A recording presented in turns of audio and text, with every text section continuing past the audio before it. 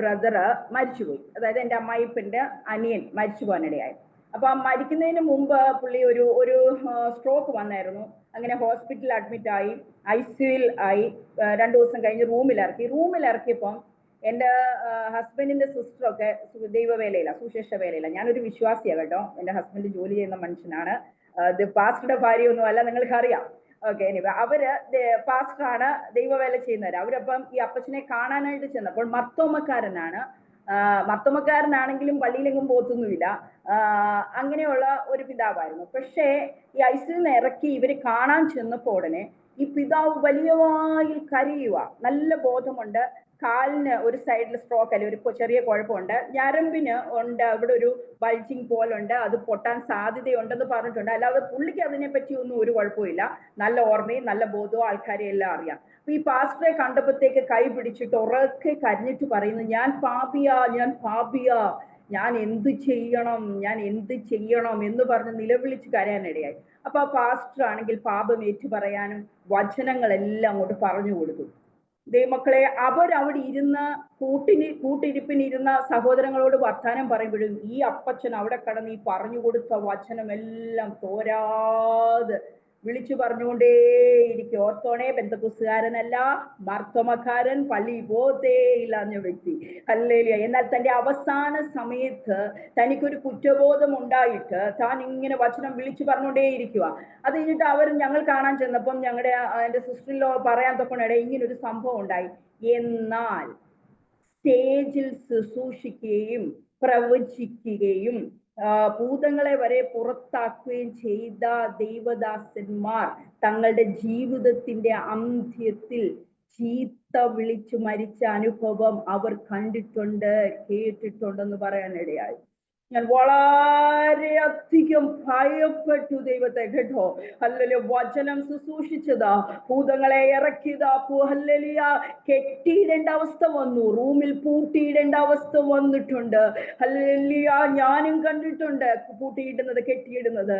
ദൈവമക്കളെ, ഹല്ലേലൂയ, ഭയത്തോട് ദൈവത്തെ സേവിക്കേണ്ട സമയം അതിക്രമിച്ചു പോയി കേട്ടോ. ഹല്ലേലൂയ. അതിനുശേഷമുണ്ടല്ലോ ഈ പിതാവ് തിരിച്ചു വീട്ടിൽ പോയി.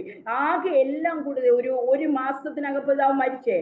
എല്ലാം കൂടെ വീട്ടിൽ ചെന്നിട്ട് പുള്ളി കൊച്ചുമക്കളെ എല്ലാം വിളിച്ചു വരുത്തി, എല്ലാവരെയും കണ്ടു.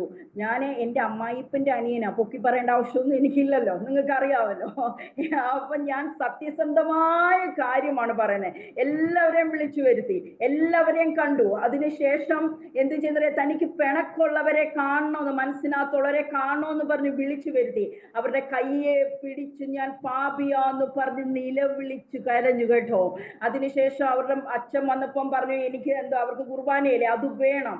അത് നിർബന്ധപൂർവം പറഞ്ഞു മേടിച്ച് അതും കഴിച്ചു. അത് കഴിഞ്ഞ് പള്ളിയിൽ ചെന്ന് നടക്കാൻ നേരം ആ അച്ഛൻ പള്ളിയിൽ വെച്ച് പ്രസംഗിച്ചതാ, എൻ്റെ പൗരോഹിത്യ ശുശ്രൂഷയിൽ ഇന്നുവരെ കൈ വിറച്ചുകൊണ്ട് ഞാൻ ഒരു മനുഷ്യന് കുർബാന കൊടുത്തിട്ടില്ല. കാരണം കുറ്റബോധം നിമിത്തം പാപം ഏറ്റു പറഞ്ഞ് അലറിക്കരഞ്ഞുകൊണ്ട് ഭയത്തോടെ ഹല്ലേലൂയ കുർബാന ഏറ്റുവാങ്ങുന്ന ഒരു മനുഷ്യനെ കൊടുക്കാൻ എൻ്റെ കൈ വിറച്ചു. കാരണം ഞാൻ അതിനു യോഗ്യനാണോ എന്നൊരു ചിന്ത എനിക്ക് പകർന്നു കേട്ടോ. ഹല്ലേലൂയ.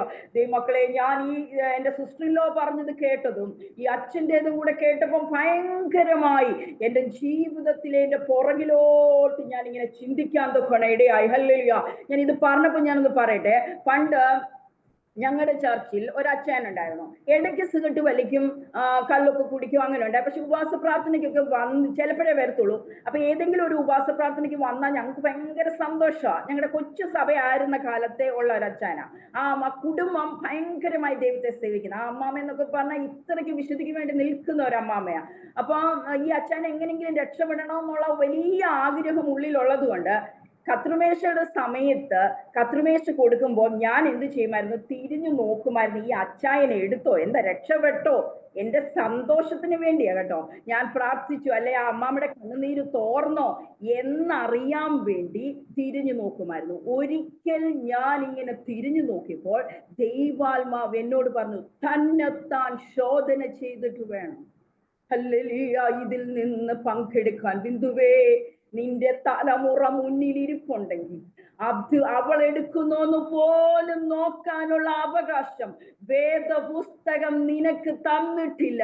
പകരം നീ എടുക്കുന്നതിന് മുമ്പേ നീ നിന്നെ തന്നെ ശോധന ചെയ്തോണ്ടേ ഇരിക്കണം. നിനക്ക് കുഞ്ഞ് ആ അച്ചായൻ എടുത്തോ എന്ന് നോക്കാനുള്ള അവകാശം നിനക്കില്ല. മക്കളെ, ഇടി വെട്ടുന്ന പോലെ പരിശുദ്ധാത്മാവിനോട് സംസാരിച്ചത് ഞാൻ ദൈവസന്നിധിയിൽ സമർപ്പിച്ചു കൊടുത്തു. അതിനുശേഷം ഇന്ന് വരെ ഞാൻ കത്രിമേശയുടെ സമയത്ത് ഇപ്പുറത്തിരിക്കുന്ന ആളോ അപ്പുറത്തിരിക്കുന്ന ആളോ എടുക്കുമോ എന്ന് ഞാൻ കണ്ണു തുറക്കത്തില്ല. ദൈവമക്കളെ, ഹല്ലേലൂയ, ഈ വചനം ഇന്ന് ഇവിടെ ശുശ്രൂഷിക്കുന്നെങ്കിൽ, ഈ 38-ാം ദിവസം ഞാൻ ഈ അനുഭവം പറയുന്നെങ്കിൽ, ഹല്ലേലൂയ, ഇതിനകത്ത് ദൈവത്തിന് ചിലരെ രൂപാന്തരപ്പെടുത്തേണ്ടതുണ്ട്. ഹല്ലേലൂയ, അത് എന്നെ കൂടെ ചേർത്തുകൊണ്ട്, ഹല്ലേലൂയ, അതുകൊണ്ട് നമ്മൾക്ക് ഭയത്തോടെ ദൈവത്തെ സേവിക്കാം. ഞാൻ പറഞ്ഞില്ലേ, ഇനി ഞാൻ പറഞ്ഞോട്ടെ, ഈ അച്ചായൻ ഇപ്പം മാനസാന്തരപ്പെട്ട് സ്നാനപ്പെട്ടൊക്കെ വ്യക്തിയായിരുന്നു, അതിന് ശേഷമായിരുന്നു. എന്നാൽ ശക്തമായി മാനസാന്തരപ്പെട്ട് ഇന്ന് എല്ലാ മീറ്റിങ്ങിനും വരുന്ന, അല്ലല്ല, ഞങ്ങളുടെ ചർച്ചെല്ലാം പൂട്ടുന്ന താക്കോ ഞങ്ങളുടെ പാസ്റ്റർ ഞങ്ങളുടെ ചർച്ചിലില്ല, വേറൊരു പോയി വന്നാ നിൽക്കുന്നത്. പാസ്നേജിൽ താമസിക്കാൻ അമ്മാമയ്ക്ക്, ഞങ്ങളുടെ പാസ്നേജ് 2-ാം നിലയിലാ, അപ്പൊ കേറാൻ കാല് വയ്യാത്തൊരു അമ്മാമയാ, അതുകൊണ്ട് അങ്ങനെ ചെയ്യുന്നു. അപ്പം താക്കോലും സമയത്ത് വന്ന് തുറക്കുകയും അടക്കുകയും എല്ലാം ചെയ്യുന്ന ഈ അച്ചായന ഞാൻ തിരിഞ്ഞു നോക്കിയ അച്ചായൻ കണ്ടോ.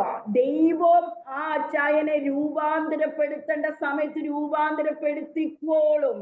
അതല്ല, ഞാൻ ഇവിടെ ഇരുന്ന് ശോധന ചെയ്യേണ്ട, തിരിഞ്ഞു നോക്കി. ഹല്ലേലൂയ, എന്റെ ജീവിതത്തിൽ ശാപം വരുത്തി വെക്കേണ്ട ആവശ്യം എനിക്കില്ല. ഹല്ലേലൂയ. അത് ഞാൻ പറഞ്ഞില്ലേ, ഞാൻ അതിന്റെ ഇടയിൽ അതൊന്ന് പറഞ്ഞതേ ഉള്ളൂ.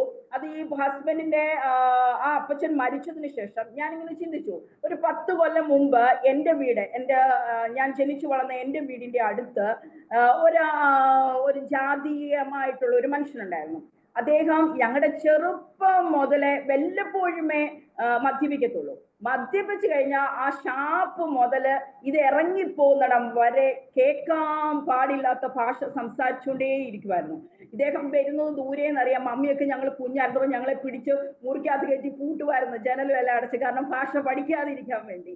അല്ലെങ്കിൽ ഞങ്ങളുടെ മക്കള് വളർന്നപ്പോൾ ഞങ്ങളുടെ പിള്ളേരെ ഇദ്ദേഹം വരുന്ന സമയത്ത് അടയ്ക്കുമായിരുന്നു, കേൾക്കാതിരിക്കാൻ വേണ്ടി. എന്നാൽ ദൈവമക്കളെ, ഈ മനുഷ്യനോട് ഞാൻ പറയാം, മനുഷ്യനോട് ചേർന്നിരിക്കുന്നത് സഹോദര കുടുംബമാണ്. അവർ നമ്മളുടെ കൂടെ ആരാധിക്കുന്നവരാ. അതിന്റെ താഴെ ഒരു കുടുംബമുണ്ട്, അവരുടെ സ്വന്തം ജാതിയാണെങ്കിലും ബന്ധമൊന്നുമില്ല, അവര് ദൈവത്തെ ആരാധിക്കുന്നവരാ. അതിന് തൊട്ട് മുമ്പിൽ, കുറച്ചുകൂടെ മുമ്പിലാണ് ഞങ്ങളുടെ വീട്, ഞങ്ങൾ ദൈവത്തെ ആരാധിക്കുന്നു. അതിന്റെ തൊട്ട് മുമ്പിൽ ഞങ്ങളുടെ കുടുംബ വീട്, അവിടെയാണ് ആ സമയത്ത് ആരാധന നടക്കുന്നത്. അപ്പൊ ഇതെല്ലാം ഇവര് കേട്ടിട്ടുണ്ട്, മനസ്സിലായോ? വന്നിട്ടില്ലെങ്കിലും ഇവരെല്ലാം കാണുകയും കേൾക്കുകയും എല്ലാം ചെയ്യുന്നുണ്ട്. അപ്പൊ ഈ മനുഷ്യൻ ഇതുപോലെ വയ്യാതെ കിടന്നപ്പം ഈ മനുഷ്യൻ പറയുക, പെട്ടെന്ന് പാസ്റ്ററെ വിളിക്കുക. അവരുടെ ദൈവത്തെ ഒന്നും വേണ്ട, ഒരു ദൈവത്തെയും വിളിക്കുന്നില്ല, പാസ്റ്ററെ വിളി. അപ്പൊ അവർക്ക് പാസ്റ്ററെ വിളിക്കാൻ ഒരു മടി, കാരണം ചുറ്റുപാട് പ്രേയറൊക്കെ, എപ്പോഴും പ്രേയറുകൾ നടക്കുമായിരുന്നു വീടുകളിൽ. അന്നേരം ഒന്നും വരാതിരുന്നിട്ട് ഈ ഒരു സമയത്ത് വിളിക്കാൻ ആ മക്കൾ വിളിക്കാൻ മടിച്ചു. എന്നാൽ തോരാതെ പറഞ്ഞ് അപ്പുറത്ത് കിടന്ന സഹോദര കുടുംബമല്ലേ, അനിയത്തിയെ വിളിച്ചിട്ട് പറഞ്ഞു, നിങ്ങളുടെ പാസ്റ്ററെ വിളി. അങ്ങനെ പാസ്റ്റർ വന്നപ്പോൾ പാസ്റ്ററോട് പറഞ്ഞു, ഹല്ലേലൂയ, ഇതുപോലെ ഞാൻ പാപിയാ. പാസ്റ്റർ പാപമേറ്റു പറയാൻ പറഞ്ഞു, രക്ഷിക്കപ്പെടുന്ന വാചകം പറഞ്ഞു കൊടുത്തു. എന്നിട്ട് പറഞ്ഞു, അപ്പച്ചാ വേദന വരുമ്പോൾ യേശുവേ സ്തോത്രം സ്തോത്രം എന്ന് മാത്രം പറ, വേറൊരു വാക്കും പറയരുതെന്ന് പറഞ്ഞു. നിങ്ങൾക്കറിയാമോ, ആ മനുഷ്യന് വചനമെല്ലാം കൂടെ പറയാനുള്ള അറിവതില്ല. എന്നാൽ പറഞ്ഞു കൊടുത്തത് അന്നേരം ഏറ്റു പറഞ്ഞു. അതിനുശേഷം ആ മനുഷ്യൻ അവിടെ കിടന്ന് യേശുവേ സ്തോത്രം സ്തോത്രം, ബന്ധക്കോസുകാരുടെ വീട്ടിൽ കേൾക്കാത്ത സ്തോത്രം ആ ഭവനത്തിനകത്ത് മുഴങ്ങുവാൻ ഇടയായി കേട്ടോ. അതിനുശേഷം അല്ലെ ഈ മനുഷ്യനെ ഇച്ചിരൂടെ കൂടിയപ്പോൾ പക്ഷെ ദൈവം ഇവർക്കെല്ലാം ബോധം കൊടുത്തിട്ടുണ്ട്, നല്ല ബോധം. അതാണ് ഏറ്റവും വലിയ ഭാഗ്യം. ആംബുലൻസെ കയറ്റിക്കൊണ്ട് പോയപ്പോൾ ഞങ്ങൾക്ക് കേൾക്കാമായിരുന്നു സ്തോത്രം അല്ലെ, യേശുവേ സ്തോത്രം പറയാനുള്ള ആരോഗ്യം പോയി. യേശുവേ എന്ന് വിളിച്ചോണ്ട ആ ആംബുലൻസിൽ കൂടെ പോയത്. 2 ദിവസം കഴിഞ്ഞ് മരിച്ചു കേട്ടോ.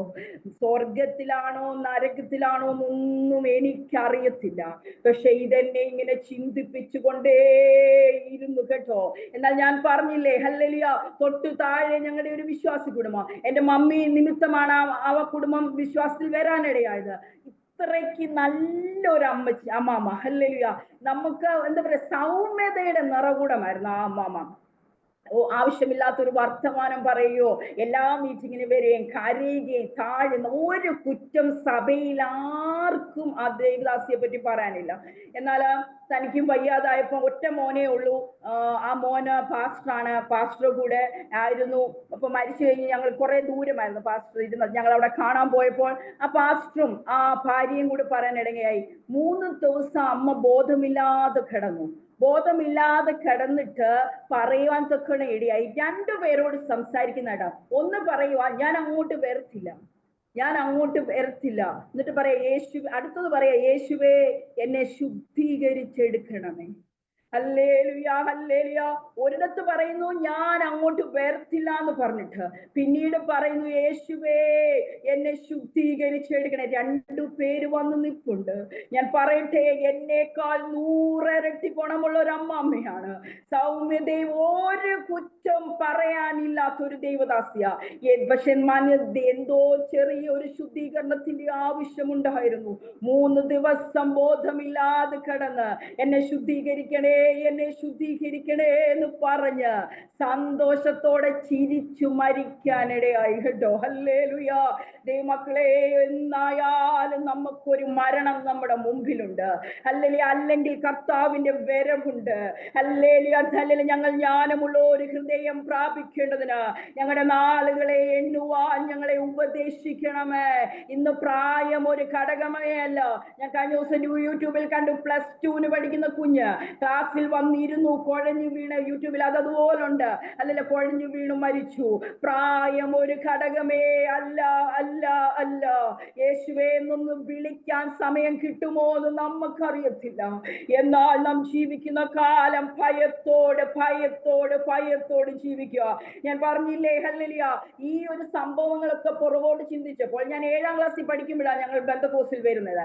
അന്ന് ഞങ്ങളുടെ ചർച്ചിലൊക്കെ വരികയും ചെയ്യുന്ന ഒരു ദേവദാസി സത്യത്തിൽ ഞങ്ങളുടെ സഭയെ വിശ്വാസത്തിൽ വളർത്തിയത് അവരാ. എന്നാൽ ഈ ദൈവദാസൻ കുറെ കഴിഞ്ഞപ്പോ കുറച്ച് കാലൊക്കെ മുറിച്ച് കിടന്നു മരിച്ചു. ശരിക്കും ഭാരം തോന്നി. ആ കുഞ്ഞു മനസ്സിൽ ചിന്തിച്ചു, അപ്പ എന്തുകൊണ്ടാ ഇങ്ങനെ സംഭവിച്ചു? ഒത്തിരി നാള് കിടന്നല്ലോ. പക്ഷെ ചോദിക്കാൻ പേടിയായിരുന്നു. കാരണം ഒരു ദൈവദാസനെ പറ്റി ചോദിച്ചാൽ അതെന്റെ ജീവിതത്തിൽ പാപമായി തീരുമോ, ഞാൻ ചോദ്യം ചെയ്യുന്ന പോലെ ആകുമോ എന്ന് കണ്ട് വീട്ടിലും ചോദിച്ചില്ല, പാസ്റ്ററോടും ചോദിച്ചില്ല. പക്ഷെ ഹൃദയത്തിനകത്തങ്ങ് കുഴിച്ചു മൂടി. ഹല്ലേലൂയ. എന്നാൽ ഇതെവിടെ ഇടയ്ക്കിടയ്ക്ക് ഓർക്കും, അയ്യോ എന്തുകൊണ്ട് ആ ദേവദാസിക്ക് അങ്ങനെ പറ്റിയ, ആ ദേവദാസന് അങ്ങനെ പറ്റിയത്, ഹല്ലേലൂയ എന്ന് ചിന്തിക്കുമായിരുന്നു.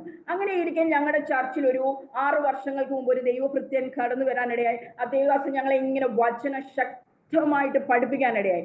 അന്ന് പറഞ്ഞു തന്ന ഒരു വിഷയം, ഹല്ലേലൂയ, ഈ 2 ആഴ്ച മുമ്പ് ഞാൻ രാജു മേത്ര പാസ്റ്ററുടെ മെസ്സേജ് കേട്ടു. 2 പേരും പറഞ്ഞു തന്നത് ഒരേ കാര്യമാണ്. അപ്പൊ എന്നെ ഇങ്ങനെ അലട്ടിക്കൊണ്ടിരിക്കുക. വീണ്ടും ദൈവം ഈ വചനം ഓർപ്പിച്ചുകൊണ്ടിരിക്കുക. അന്ന് ഞങ്ങളുടെ പാസ്റ്റർ പറഞ്ഞു തന്നത്, ഈ ഭൂമിയിലായിരിക്കുമ്പോൾ രക്ഷിക്കപ്പെട്ടതിന് ശേഷം ചെയ്യുന്ന ഏതു പാപത്തിനും നാം ദൈവസന്നിധിയിൽ കണക്ക് കൊടുത്തേ പറ്റൂ. നാം ഏറ്റുപറഞ്ഞാൽ സ്വർഗത്തിൽ പോകുന്നതിനുള്ള രീതിയിൽ ക്ഷമിക്കും. മനസ്സിലായോ ഞാൻ പറഞ്ഞേ?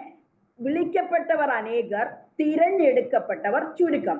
തിരഞ്ഞെടുക്കപ്പെട്ട കൂട്ടത്തിലുള്ള വ്യക്തികളാണോ നാം? അതായത് കർത്താവിന്റെ വരവിൽ മരിച്ചതാണെങ്കിൽ ഞാൻ പുനരുദ്ധാനം പ്രാപിക്കും, അല്ല ശരീരത്തോട് കൂടിയെങ്കിൽ രൂപാന്തരം പ്രാപിക്കുന്ന ഒരു വ്യക്തിയാണോ ഞാൻ ഈ ഭൂമിയിൽ ഇരുന്ന ഒരു ദൈവദാസനെ കുറ്റം പറഞ്ഞു, അല്ലെ എന്തെങ്കിലും പാപങ്ങൾ ശരീരം കൊണ്ടും വാക്കൊണ്ടും ദേഹം ചെയ്താൽ അത് ഞാൻ ദൈവസന്നിധി ചെന്ന് ഏറ്റു പറയുമ്പോൾ ദൈവം എന്റെ നിത്യതയോടുള്ള ബന്ധത്തിൽ ക്ഷമിക്കും.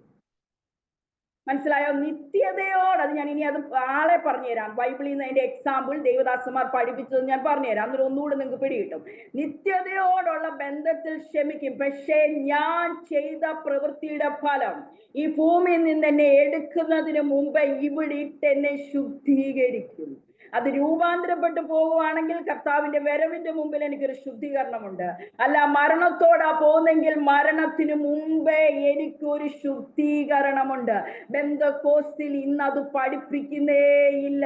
തെറ്റുകൾ ചെയ്തിട്ട് ഓടിപ്പോയി പാപം ഏറ്റു പറഞ്ഞാൽ മതി എന്നാണ് പഠിപ്പിക്കുന്നത്. അതുകൊണ്ട് ഇന്ന് ചെയ്ത തെറ്റ് നാളെയും ചെയ്യും, നാളെ ചെയ്തിട്ടും ക്ഷമ ചോദിക്കും, മറ്റന്നാളും ചെയ്യും, ക്ഷമ ചോദിക്കും. ഹല്ലേലൂയ. അന്ന് ഞങ്ങളുടെ പാസ്റ്റർ പഠിപ്പിച്ചത് അത് തന്നെ. രാജുമേത്ര പാസ്റ്ററും പഠിപ്പിച്ചത് ഞാൻ രണ്ടുപേരും കൂടെ പറഞ്ഞത് ഞാൻ പ്രസംഗം കേട്ടത് പറയട്ടെ. ദാവീദ് ബേർശേബയെ ഹല്ലേലൂയ സ്വീകരിക്കേണ്ടതിന് ഊരിയാവിനെ എന്തു ചെയ്തു? നിഷ്കളങ്കനായ ഒരു മനുഷ്യനെ കൊന്നു കളഞ്ഞു. ഹല്ലേലൂയ. കൊന്നതിന് ശേഷം നാഥാൻ വന്ന് പറഞ്ഞപ്പം പറയുന്നുണ്ട്, അല്ലല്ല 100 ആടുള്ളവൻ ഒരാടുള്ളവനെ എടുത്തു എന്ന് പറയുമ്പോ ആരവിടെ? അവന് 4 ഇരട്ടി പകരം കൊടുക്കണം, 4 ഇരട്ടി പകരം കൊടുക്കണം. ന്യായപ്രമാണത്തിൽ അങ്ങനെയാ. ഒരുവന്റെ സാധനം എടുത്താൽ 4 ഇരട്ടി തിരിച്ചു കൊടുക്കണം. ആ സാധനം തിരിച്ചു കൊടുത്താ പോരാ, 4 മടങ്ങ് 4 ഇരട്ടി തിരിച്ചു കൊടുക്കണം. ഹല്ലേലൂയ.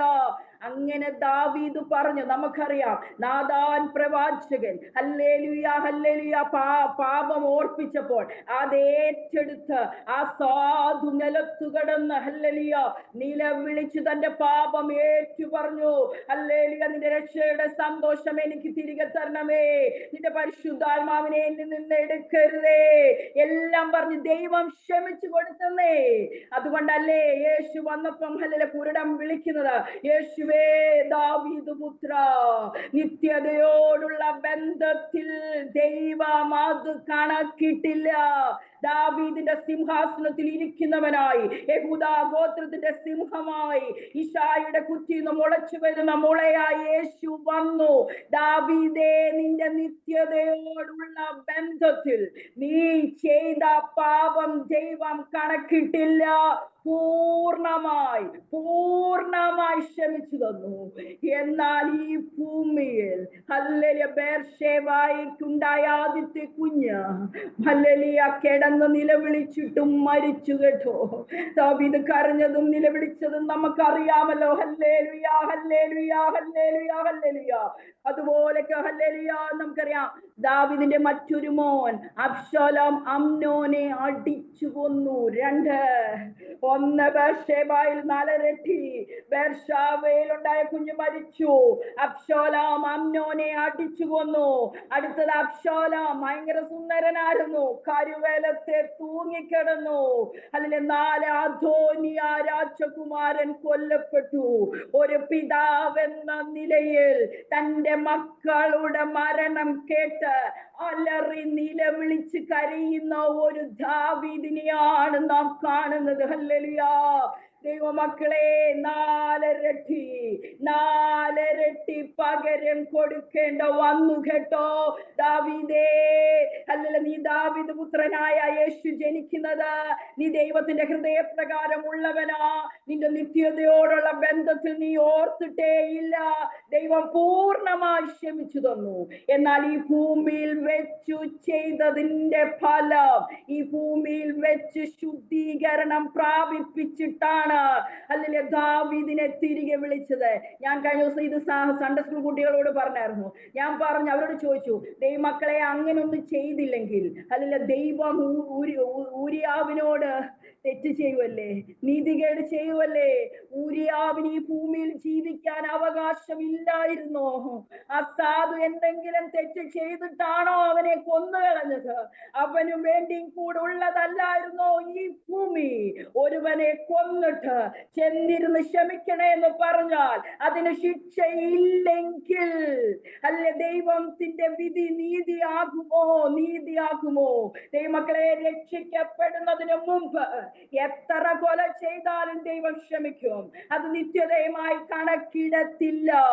എന്നാൽ രക്ഷിക്കപ്പെട്ട് സ്നാനപ്പെട്ട് പരിശുദ്ധാത്മാവിഷയം പ്രാപിച്ച ദൈവം ഇതിലെ അല്ല 38ാമത്തെ പകൽക്കാലം ദൈവവചനത്തിന്റെ മുമ്പിൽ ഇരിക്കുന്ന ദൈവം ഇതിലെ എന്നോട് സംസാരിച്ചതാ. ഞാൻ നിങ്ങളോട് പറയുന്നത്, എനിക്ക് സ്വസ്ഥതയില്ലാതെ എന്നോട് സംസാരിച്ചതാ.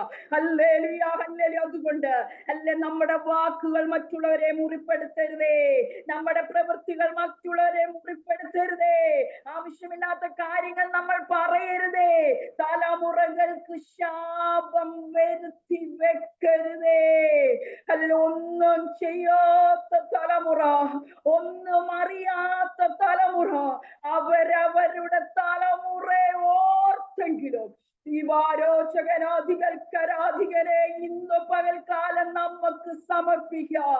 അപ്പാ, എന്റെ തലമുറകൾക്ക് കോടികൾ ഡിപ്പോസിറ്റ് ചെയ്യാൻ പറ്റിയില്ലെങ്കിലോ, അല്ലെങ്കിൽ എന്റെ തലമുറകൾക്ക് ശാപം ഡിപ്പോസിറ്റ് ചെയ്ത് കൊടുക്കാൻ ഇടയാകല്ലേ.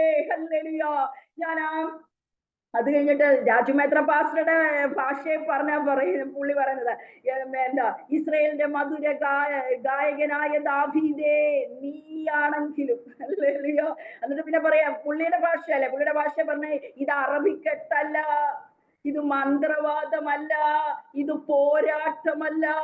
ഇന്ന് പൽക്കാല ശോധന ചേതന നമ്മുടെ ജീവിതത്തിൽ ഉണ്ടാകുന്നത് പലതും നമ്മൾ സാത്താന്റെ പുറത്ത് വെക്കുമ്പോൾ ഇത് പോരാട്ടമല്ല കേട്ടോ. ചെയ്തു കൂട്ടിയതിന്റെയും പറഞ്ഞു കൂട്ടിയതിന്റെയും അല്ലല്ല പാവനത്തിൽ അലയടിക്കുമ്പോൾ ഇന്ന് പകൽക്കാലം ഏറ്റു പറഞ്ഞ് നിലവിളിക്കാൻ തയ്യാറാകുന്ന ആരെങ്കിലും ഒരാളുണ്ടെങ്കിൽ സ്വർഗം സന്തോഷിക്കുന്ന പകൽക്കാലമാ. ദൈവമക്കളെ, എനിക്ക് വചനം വേറെ പറയാൻ ഇല്ലാഞ്ഞിട്ടല്ല. ഇത് എനിക്കറിയാം, ഞാൻ കാണിക്കുന്നത് മാനുഷിക വശാൽ പോഷത്വമാ. 38 ദിവസം ഉപവാസത്തിലായിരുന്ന ദൈവമക്കളുടെ മധ്യേ വന്ന് ഇത് പറയുന്നത്. പക്ഷെ പരിശുദ്ധാത്മാവെന്നോട് പറഞ്ഞു, ഞാൻ തിരഞ്ഞെടുക്കപ്പെട്ട ഒരു കൂട്ടം അതിനകത്തുണ്ട്. അല്ലെ, കർത്താവിന്റെ വരവിൽ അവർ തള്ളപ്പെട്ടു പോകരുത്. അവരും അവരുടെ തലമുറയെ നിലവിളിക്കുന്നത് കാണാൻ എനിക്ക് വയ്യ. അതുകൊണ്ട് നീ ഇത് തന്നെ പറയണം. Hallelujah, hallelujah. ദൈവമക്കളെ, ഞാൻ അതിന്റെ കൂടെ പറഞ്ഞോട്ട്, കണ്ണ് കാണാൻ മേലാത്ത ഒരു അപ്പന്റെ അടുത്ത് യാക്കോബ് ചെന്നിട്ട് പറഞ്ഞു, ഹല്ലേലൂയ, ഫാൻസി ഡ്രസ്സൊക്കെ ധരിച്ചിട്ട് പറഞ്ഞു, ഞാൻ ഏശാവാന്ന്. കളിപ്പിച്ചു കേട്ടോ. വർഷങ്ങൾക്ക് ശേഷം തലമുറകൾ യോസേഫിന്റെ അങ്കി കൊണ്ടുവന്നിട്ട് പറയാ, കണ്ണ് കാണുന്ന അപ്പനെ കളിപ്പിച്ചു. ദുഷ്ട മൃഗം കൊന്നുകളഞ്ഞെന്ന് പറഞ്ഞ് വസ്ത്രം കൊണ്ടുവന്ന് കളിപ്പിച്ചു കേട്ടോ. യാക്കോബ് കാലെ വീണതാ, മല്ലു പിടിച്ചതാ, ഞാൻ ഉബായി എന്ന് ഏറ്റു പറഞ്ഞതോ. യാക്കോബെ, അബ്രഹാം, ഇസാക്ക്, യാക്കോബ് എന്ന പിതാക്കന്മാരുടെ സ്ഥാനത്ത് നിന്ന് നിന്റെ പേര് മാറ്റിയില്ല. നിന്റെ പേര് ഇന്നും നിലനിൽക്കുന്നു. നിത്യതയോടുള്ള ബന്ധത്തിൽ ദൈവം അത് കണക്കിട്ടിട്ടില്ലേ ഇല്ല. എന്നാൽ ഒരു സാധു അപ്പനെ കളിപ്പിച്ചതിന്റെ അല്ലല്ല ഫലം ഈ ഭൂമി നിന്ന് എടുക്കപ്പെടുന്നതിന് മുമ്പേ അനുഭവിച്ചേ പറ്റൂ. പ്രിയ മക്കളെ, ഹല്ലേലൂയ, ഹല്ലേലൂയ. ഈ വചനം ഞാൻ എത്ര ഭയത്തോടാ പറയുന്നെന്നറിയാമോ? ഒരു വിരളെ നിങ്ങൾക്ക് നേരെ ഉള്ളൂ, 3 വിരൽ എന്റെ നേരെയാ, ഒരു വിരൽ സ്വർഗത്തിലേക്കാ നമ്മൾ ചൂണ്ടുമ്പോൾ അല്ലെങ്കിൽ ഇന്ന് പൽക്കാലം നമുക്ക് സമർപ്പിച്ചു കൊടുക്കുക. ഇന്ന് പൽക്കാലം നമുക്ക് ദൈവസന്നിധിയിൽ ഏൽപ്പിച്ചു കൊടുക്കുക. നമ്മൾ നിമിത്തം നമ്മുടെ തലമുറകൾ കരയാനിടയാകരുത്. നമ്മൾ നിമിത്തം നമ്മൾ കരയാനിടയാകരുത്. അല്ലെങ്കിൽ ആരെയെങ്കിലും ദ്രോഹിച്ചിട്ടുണ്ടെങ്കിൽ, പഴയ നിയമത്തിലായിരുന്നു വ്യഭിചാരം ചെയ്താലേ വ്യഭിചാരമാകത്തുള്ളൂ. പുതിയ നിയമത്തിൽ നിയമം കർശനമാ. നോക്കിയാൽ, വേണ്ടാത്ത ലാക്കോട് നോക്കിയാൽ വ്യഭിചാരമാ. അങ്ങനെയെങ്കിൽ കൊലപാതകം ചെയ്താലേ പഴയ നിയമത്തിൽ കൊലപാതകമുള്ളൂ. എന്നാൽ ഇന്നൊരുവൻ നശിക്കണമെന്ന് മനസ്സുകൊണ്ട് ചിന്തിച്ചാൽ കൊലപാതകമാത്. എത്ര വട്ടം നമ്മൾ ചിന്തിച്ചിട്ടുണ്ട്, അറിയാതെങ്കിലും പറഞ്ഞിട്ടുണ്ടോ അവൾക്കത് വരേണ്ടതായിരുന്നു എന്ന്. ഇന്ന് പകൽക്കാലം ദൈവമക്കളെ, അവൾ ചെയ്തതിനേക്കാൾ വലിയ തെറ്റ് നാം ചെയ്തിട്ടും അതിലെ സ്വർഗത്തിന്റെ കരുണ കൊണ്ട് നമുക്കൊന്നും സംഭവിക്കാതെ ഇന്നും നാം ആയിരിക്കുന്നത്. അല്ല, ഭവനത്തിൽ സ്വസ്ഥതയില്ലയോ? ഭവനത്തിൽ സമാധാനമില്ലയോ? തലമുറകൾ പറയുന്നത് അനുസരിക്കുന്നില്ലയോ? ദൈവ വഴി നടക്കുന്നില്ലയോ? നമുക്ക് ഇന്ന് പകൽക്കാലം ഒന്ന് ഏൽപ്പിച്ചു കൊടുക്കാം. അപ്പാ, എന്റെ കുറവാ, എന്റെ തെറ്റുകുറ്റങ്ങളാ, എന്നോട് ക്ഷമിക്കണമേ ഏൽപ്പിക്കാം. Hallelujah, hallelujah, hallelujah. അതുകൊണ്ട് ഈ ഭൂമിയിൽ നിന്ന് അബ്രഹാം ഒക്കെയുണ്ട്, ഞാൻ അവിടോട്ടെങ്ങും പോകുന്നില്ല. അല്ലെങ്കിൽ ഈ ഭൂമിയിൽ നിന്ന് പോകുന്നതിന് മുമ്പ് എന്ത് ചെയ്യോ? ശുദ്ധീകരണം പ്രാപിച്ചിട്ടേ നമ്മളെ എടുക്കത്തുള്ളൂ. ഈ ഒരു കാര്യം കൂടെ ഞാൻ പറഞ്ഞിട്ട് അടുത്തടുത്തിലോട്ട് പോകാനായിട്ട് ആഗ്രഹിക്കുന്നു. ഈ ദാവീദ് ശൗലിന്റെ വസ്ത്രത്തിന്റെ അഗ്രം, അത് ഞാൻ കഴിഞ്ഞ പ്രാവശ്യം നിങ്ങളോട് പറഞ്ഞോന്ന് എനിക്കൊരു സംശയമുണ്ട്. എനിവേ പറഞ്ഞെങ്കിലും ഒന്നുകൂടെ പറയാം. അല്ലെങ്കിൽ അഗ്രം കട്ട് ചെയ്തപ്പോൾ അതിനകത്ത് പറയുന്നുണ്ട് ദാവീദിന് ഭയങ്കര കുറ്റബോധമായിരുന്നു. അഭിഷക്തന്റെ വസ്ത്രത്തിന്റെ അറ്റം എന്ത് ചെയ്തു? കട്ട് ചെയ്തു. ഒന്നൊന്നും ഇല്ല കേട്ടോ, ഒന്നും ഉപദ്രവിച്ചില്ല, ഒന്നുമില്ല. വസ്ത്രത്തിന്റെ അറ്റം കട്ട് ചെയ്തപ്പോൾ എന്ത് ചെയ്തു? ഭയങ്കര കുറ്റബോധമായിരുന്നു. എന്നാൽ ഊരിയാവിനെ കൊന്നിട്ട് ഒരു കുറ്റബോധവുമില്ല. ഒരു ശൗലിന്റെ വസ്ത്രത്തിന്റെ അറ്റം കണ്ടിച്ചെടുത്തപ്പോ കുറ്റബോധമായിരുന്നു. ഊരിയാവിനെ കൊന്നിട്ട് എന്തില്ല? ഒരു കുറ്റബോധവുമില്ല. അതിന്റെ കാരണം 51-ാം സങ്കീർത്തനത്തിൽ ദാവീദ് തന്നെ പറയുന്നുണ്ട്, നിന്റെ പരിശുദ്ധാത്മാവിനെ എന്നിൽ നിന്നെടുക്കരുതേ, നിന്റെ രക്ഷയുടെ സന്തോഷം എനിക്ക് തിരികെ തരണമേ. പ്രിയ മക്കളെ, പരിശുദ്ധാത്മാവ് നമ്മളിൽ ഉണ്ടെങ്കിൽ മാത്രമേ നാം ചെയ്യുന്ന പ്രവൃത്തികൾക്ക് നമുക്ക് കുറ്റബോധം ഉണ്ടാകത്തുള്ളൂ. ഇല്ലെങ്കിൽ നാം എന്തു ചെയ്താലും, ഊരിയാവിനെ കൊന്നിട്ട് കുറ്റബോധം വന്നത് എപ്പോഴാ? നാഥാൻ പ്രവാചകൻ വന്നു പറയുമ്പോഴാ. എന്നാൽ ശൗലിന്റെ വസ്ത്രത്തിന്റെ അഗ്രം മുറിച്ച ദൈവഭക്ത, ഏതെങ്കിലും നാഥാൻ അവിടെ വന്നായിരുന്നോ? ഇല്ലല്ലോ. പക്ഷെ നിനക്ക് കുറ്റബോധം തോന്നിയില്ലേ? എന്തുകൊണ്ട്? നിന്നിൽ പരിശുദ്ധാത്മാവ് അന്നേരം വർക്ക് ചെയ്യുന്നുണ്ടായിരുന്നു. ഞാൻ വിശ്വസിക്കുന്നു. Hallelujah, hallelujah. കൊട്ടാരത്തിന്റെ മേളിൽ ഉലാത്തിയപ്പോൾ പരിശുദ്ധാത്മാവ് വിലക്കി കാണും, മതി മതി. കണ്ണു തെറ്റിയപ്പോൾ വിലക്കി കാണും, മതി മതി. പലപ്പോഴും നമ്മുടെ ജീവിതത്തിൽ നാം പാപത്തിലോട്ട് പോകുമ്പോൾ പരിശുദ്ധാത്മാവ് നമ്മളെ വിലക്കാറുണ്ട്. എന്നാൽ അത് നാം കേൾക്കാതെ മുന്നോട്ട് പോയാൽ പരിശുദ്ധാത്മാവ് സൈലന്റ് ആയി പോകും, സൈലന്റ് ആയി പോകും. അല്ലെങ്കിൽ അത് തന്നെയാണ് ഇവിടെ സംഭവിച്ചത്. പിന്നീട് നാഥാൻ വരണ്ട വന്നു ദാവീദിന് കുറ്റബോധം വരുത്താൻ. ദൈവത്തിന്റെ പരിശുദ്ധാത്മാവ് വരുമ്പോൾ യേശു പറഞ്ഞു, സകല സത്യത്തിൽ നടത്തുന്ന ദൈവത്തിന്റെ ആത്മാവ്. ഹല്ലേലൂയ. പാപത്തെ കുറിച്ചും നീതിയെ കുറിച്ചും ന്യായവിധിയെ കുറിച്ചും ബോധം തരുന്നതാ ദൈവത്തിന്റെ പരിശുദ്ധാത്മാവ്. തന്നെ താൻ ശോധന ചെയ്യാം. ഞാൻ ഒരു വാക്ക് പറഞ്ഞിട്ട്, ഞാൻ ആവശ്യമില്ലാത്തത് കേട്ടിട്ട്, ആവശ്യമില്ലാത്തത് കണ്ടിട്ട്, ആവശ്യമില്ലാത്തത് പ്രവർത്തിച്ചിട്ട് എനിക്ക് കുറ്റബോധം തോന്നുന്നില്ലെങ്കിൽ, എനിക്ക് പ്രാർത്ഥിക്കാൻ ഇരിക്കുമ്പോൾ യാതൊരു കുറ്റബോധവും തോന്നുന്നില്ലെങ്കിൽ, അല്ല ഇന്ന് പകൽക്കാലം ഓർത്തോണം, അപകട നിലയില പരിശുദ്ധാത്മാവ് വർക്ക് ചെയ്യുന്നില്ല. പാട്ടുപാടുമ്പോൾ ആരാധിക്കാനുള്ളതല്ല പരിശുദ്ധാത്മാവ്. പരിശുദ്ധാത്മാവ് അത് അടയാളമാ, അത് ശക്തിയാ. അന്യഭാഷയിൽ സംസാരിക്കുന്നതിന് ആത്മീയ വർധന വരുത്തുക. എന്തിനു വേണ്ടി? ജഡത്തെ നിയന്ത്രിക്കേണ്ടത്. ഞാൻ എപ്പോഴും പറയാറുണ്ട്, ദേഹം പാപമാണ്. നമ്മുടെ ഈ ദേഹം, ഈ ശരീരം പാപമാണ്. ഒന്നിൽ ഈ ശരീരം ദേഹി പറയുന്നത് ചെയ്യും, ഇല്ലെങ്കിൽ ഈ ശരീരം ആത്മാവ് പറയുന്നത് ചെയ്യും. ഏതിനാണോ ശക്തി കൂടുതൽ അത് പറയുന്നതേ ഈ ദേഹം ചെയ്തുള്ളൂ. അല്ല, ദേഹി പറയുന്നതാണ്ട് ആ സിനിമ കണ്ടോ, അല്ലെങ്കിൽ അത് നോക്കിക്കോ, അങ്ങോട്ട് എത്തി നോക്കിക്കോ എന്ന് പറയുമ്പോൾ പരിശുദ്ധാത്മാവ് നമ്മളിൽ ഡോമിനേറ്റ് പവറായിട്ടുണ്ടെങ്കിൽ, ആധികാരികമായി അധിവസിക്കുന്നുണ്ടെങ്കിൽ പറയും നോക്കരുത്. പരിശുദ്ധാത്മാവ് പ്രവർത്തിക്കുന്നില്ലെങ്കിൽ ദേഹി പറഞ്ഞെടുത്തോട്ട് ദേഹം നോക്കിയിരിക്കും. മനസ്സിലായോ? ദേഹം വെറും ശുദ്ധനാ. അതുകൊണ്ട് ഇന്ന് പകൽക്കാലം ആത്മാവിൽ ആരാധിക്കുന്നത് എന്തിനാണെന്നറിയാമോ? ആത്മാവിന് ബലം വരേണ്ടതിനാ. ആത്മാവ് ശക്തിപ്പെട്ടിട്ട് ശരീരത്തെ നിയന്ത്രിക്കേണ്ടതിനാ, ദേഹത്തെ ദൈവഹിത പ്രകാരം നിയന്ത്രിക്കേണ്ടതിനാ. റോമാലേഖനം 6-ാം അധ്യായത്തിൽ പറയുന്നു, ജീവന്റെ ആത്മാവിന്റെ പ്രമാണം പാപത്തിന്റെയും മരണത്തിന്റെയും പ്രമാണത്തിൽ നിന്ന് ക്രിസ്തു യേശുവിൽ സ്വാതന്ത്ര്യം വരുത്തിയിരിക്കുന്നു. ജീവന്റെ ആത്മാവിന്റെ പ്രമാണവും പാപത്തിന്റെയും മരണത്തിന്റെ ലോ നമ്മളിൽ ഉണ്ട്. എന്നാൽ ജീവന്റെ ആത്മാവിന്റെ പ്രമാണത്തിന് ശക്തിയെങ്കിൽ പാപത്തിന്റെ പ്രമാണത്തിന് നീ സ്വാതന്ത്ര്യം പ്രാപിക്കും. അതുമൂലമുണ്ടാകുന്ന മരണത്തിന്, നിത്യ മരണത്തിന് രക്ഷ പ്രാപിക്കും. അതുകൊണ്ട് ഞാൻ എപ്പോഴും പറയുന്ന പോലെ പറയട്ടെ, ആത്മാവിൽ ആരാധിക്കാൻ കിട്ടുന്ന ഏതൊരവസരവും ശക്തിയോടെ ആരാധിച്ചോണം. അല്ലെങ്കിൽ അന്നേരം അല്ലെങ്കിൽ പരിജ്ഞാനം ഒന്നും പറഞ്ഞുകൊണ്ടിരിക്കണ്ട. അപ്പുറത്തിരിക്കുന്നവൻ ആരാധിച്ചാലും ഇപ്പുറത്തിരിക്കുന്നവൻ ആരാധിച്ചാലും ഇല്ലേലും ആരാധിച്ചോണം. എന്തിനു വേണ്ടിയാ? അല്ലെങ്കിൽ ജീവന്റെ ആത്മാവിന്റെ പ്രമാണം നമ്മളിൽ ബലപ്പെട്ട് ശരീരത്തിന്റെ അല്ലെങ്കിൽ ദേഹിയുടെ പ്രമാണത്തെ ഹല്ലേലൂയ ഇല്ലാതാക്കാൻ വേണ്ടിയാ. ദേഹിയുടെ പ്രമാണം എഴുന്നേറ്റ് നിൽക്കാതിരിക്കാൻ വേണ്ടി ജീവന്റെ ആത്മാവിന്റെ പ്രമാണം. ഇന്ന് നമ്മൾ പഠിച്ചു വെച്ചിരിക്കുന്ന പാട്ട് പാടും, ഓർഗൻ അടിക്കുമ്പോൾ കുറെ കൊട്ടണം, കുറെ പറയണം. പിന്നെ വചനം പറയുമ്പോൾ ചിലയിടത്ത് കുറെ കൊട്ടണം പറയണം. ഹല്ലേലൂയ. ദൈവമക്കളെ, ഇതെല്ലാം ഇതെല്ലാം വേണം. ഞാൻ വചനമൊക്കെ പറയുമ്പോൾ എന്നെ ക്രിയ ചെയ്താൽ ഞാൻ നോക്കത്തേയില്ല, ആരാധിക്കും. പാട്ട് പാടുമ്പോഴും ഞാൻ ഓർഗൻ അടിച്ചാലും ഇല്ലേലും എനിക്ക് ആരാധിക്കണം തോന്നിയാൽ ഞാൻ ആരാധിക്കും. പക്ഷെ ഞാൻ ആരാധിക്കുന്നത് പരിശുദ്ധാത്മാവ് എന്റെ മേൽ കർത്തൃത്വം നടത്തേണ്ടതിനാണ്. പരിശുദ്ധാത്മാവ് എന്റെ അവയവങ്ങളുടെ മേൽ അധിവസിക്കേണ്ടതിനാണ്. അല്ലെങ്കിൽ എനിക്കിതിനെ നിയന്ത്രിക്കാൻ പറ്റത്തില്ല.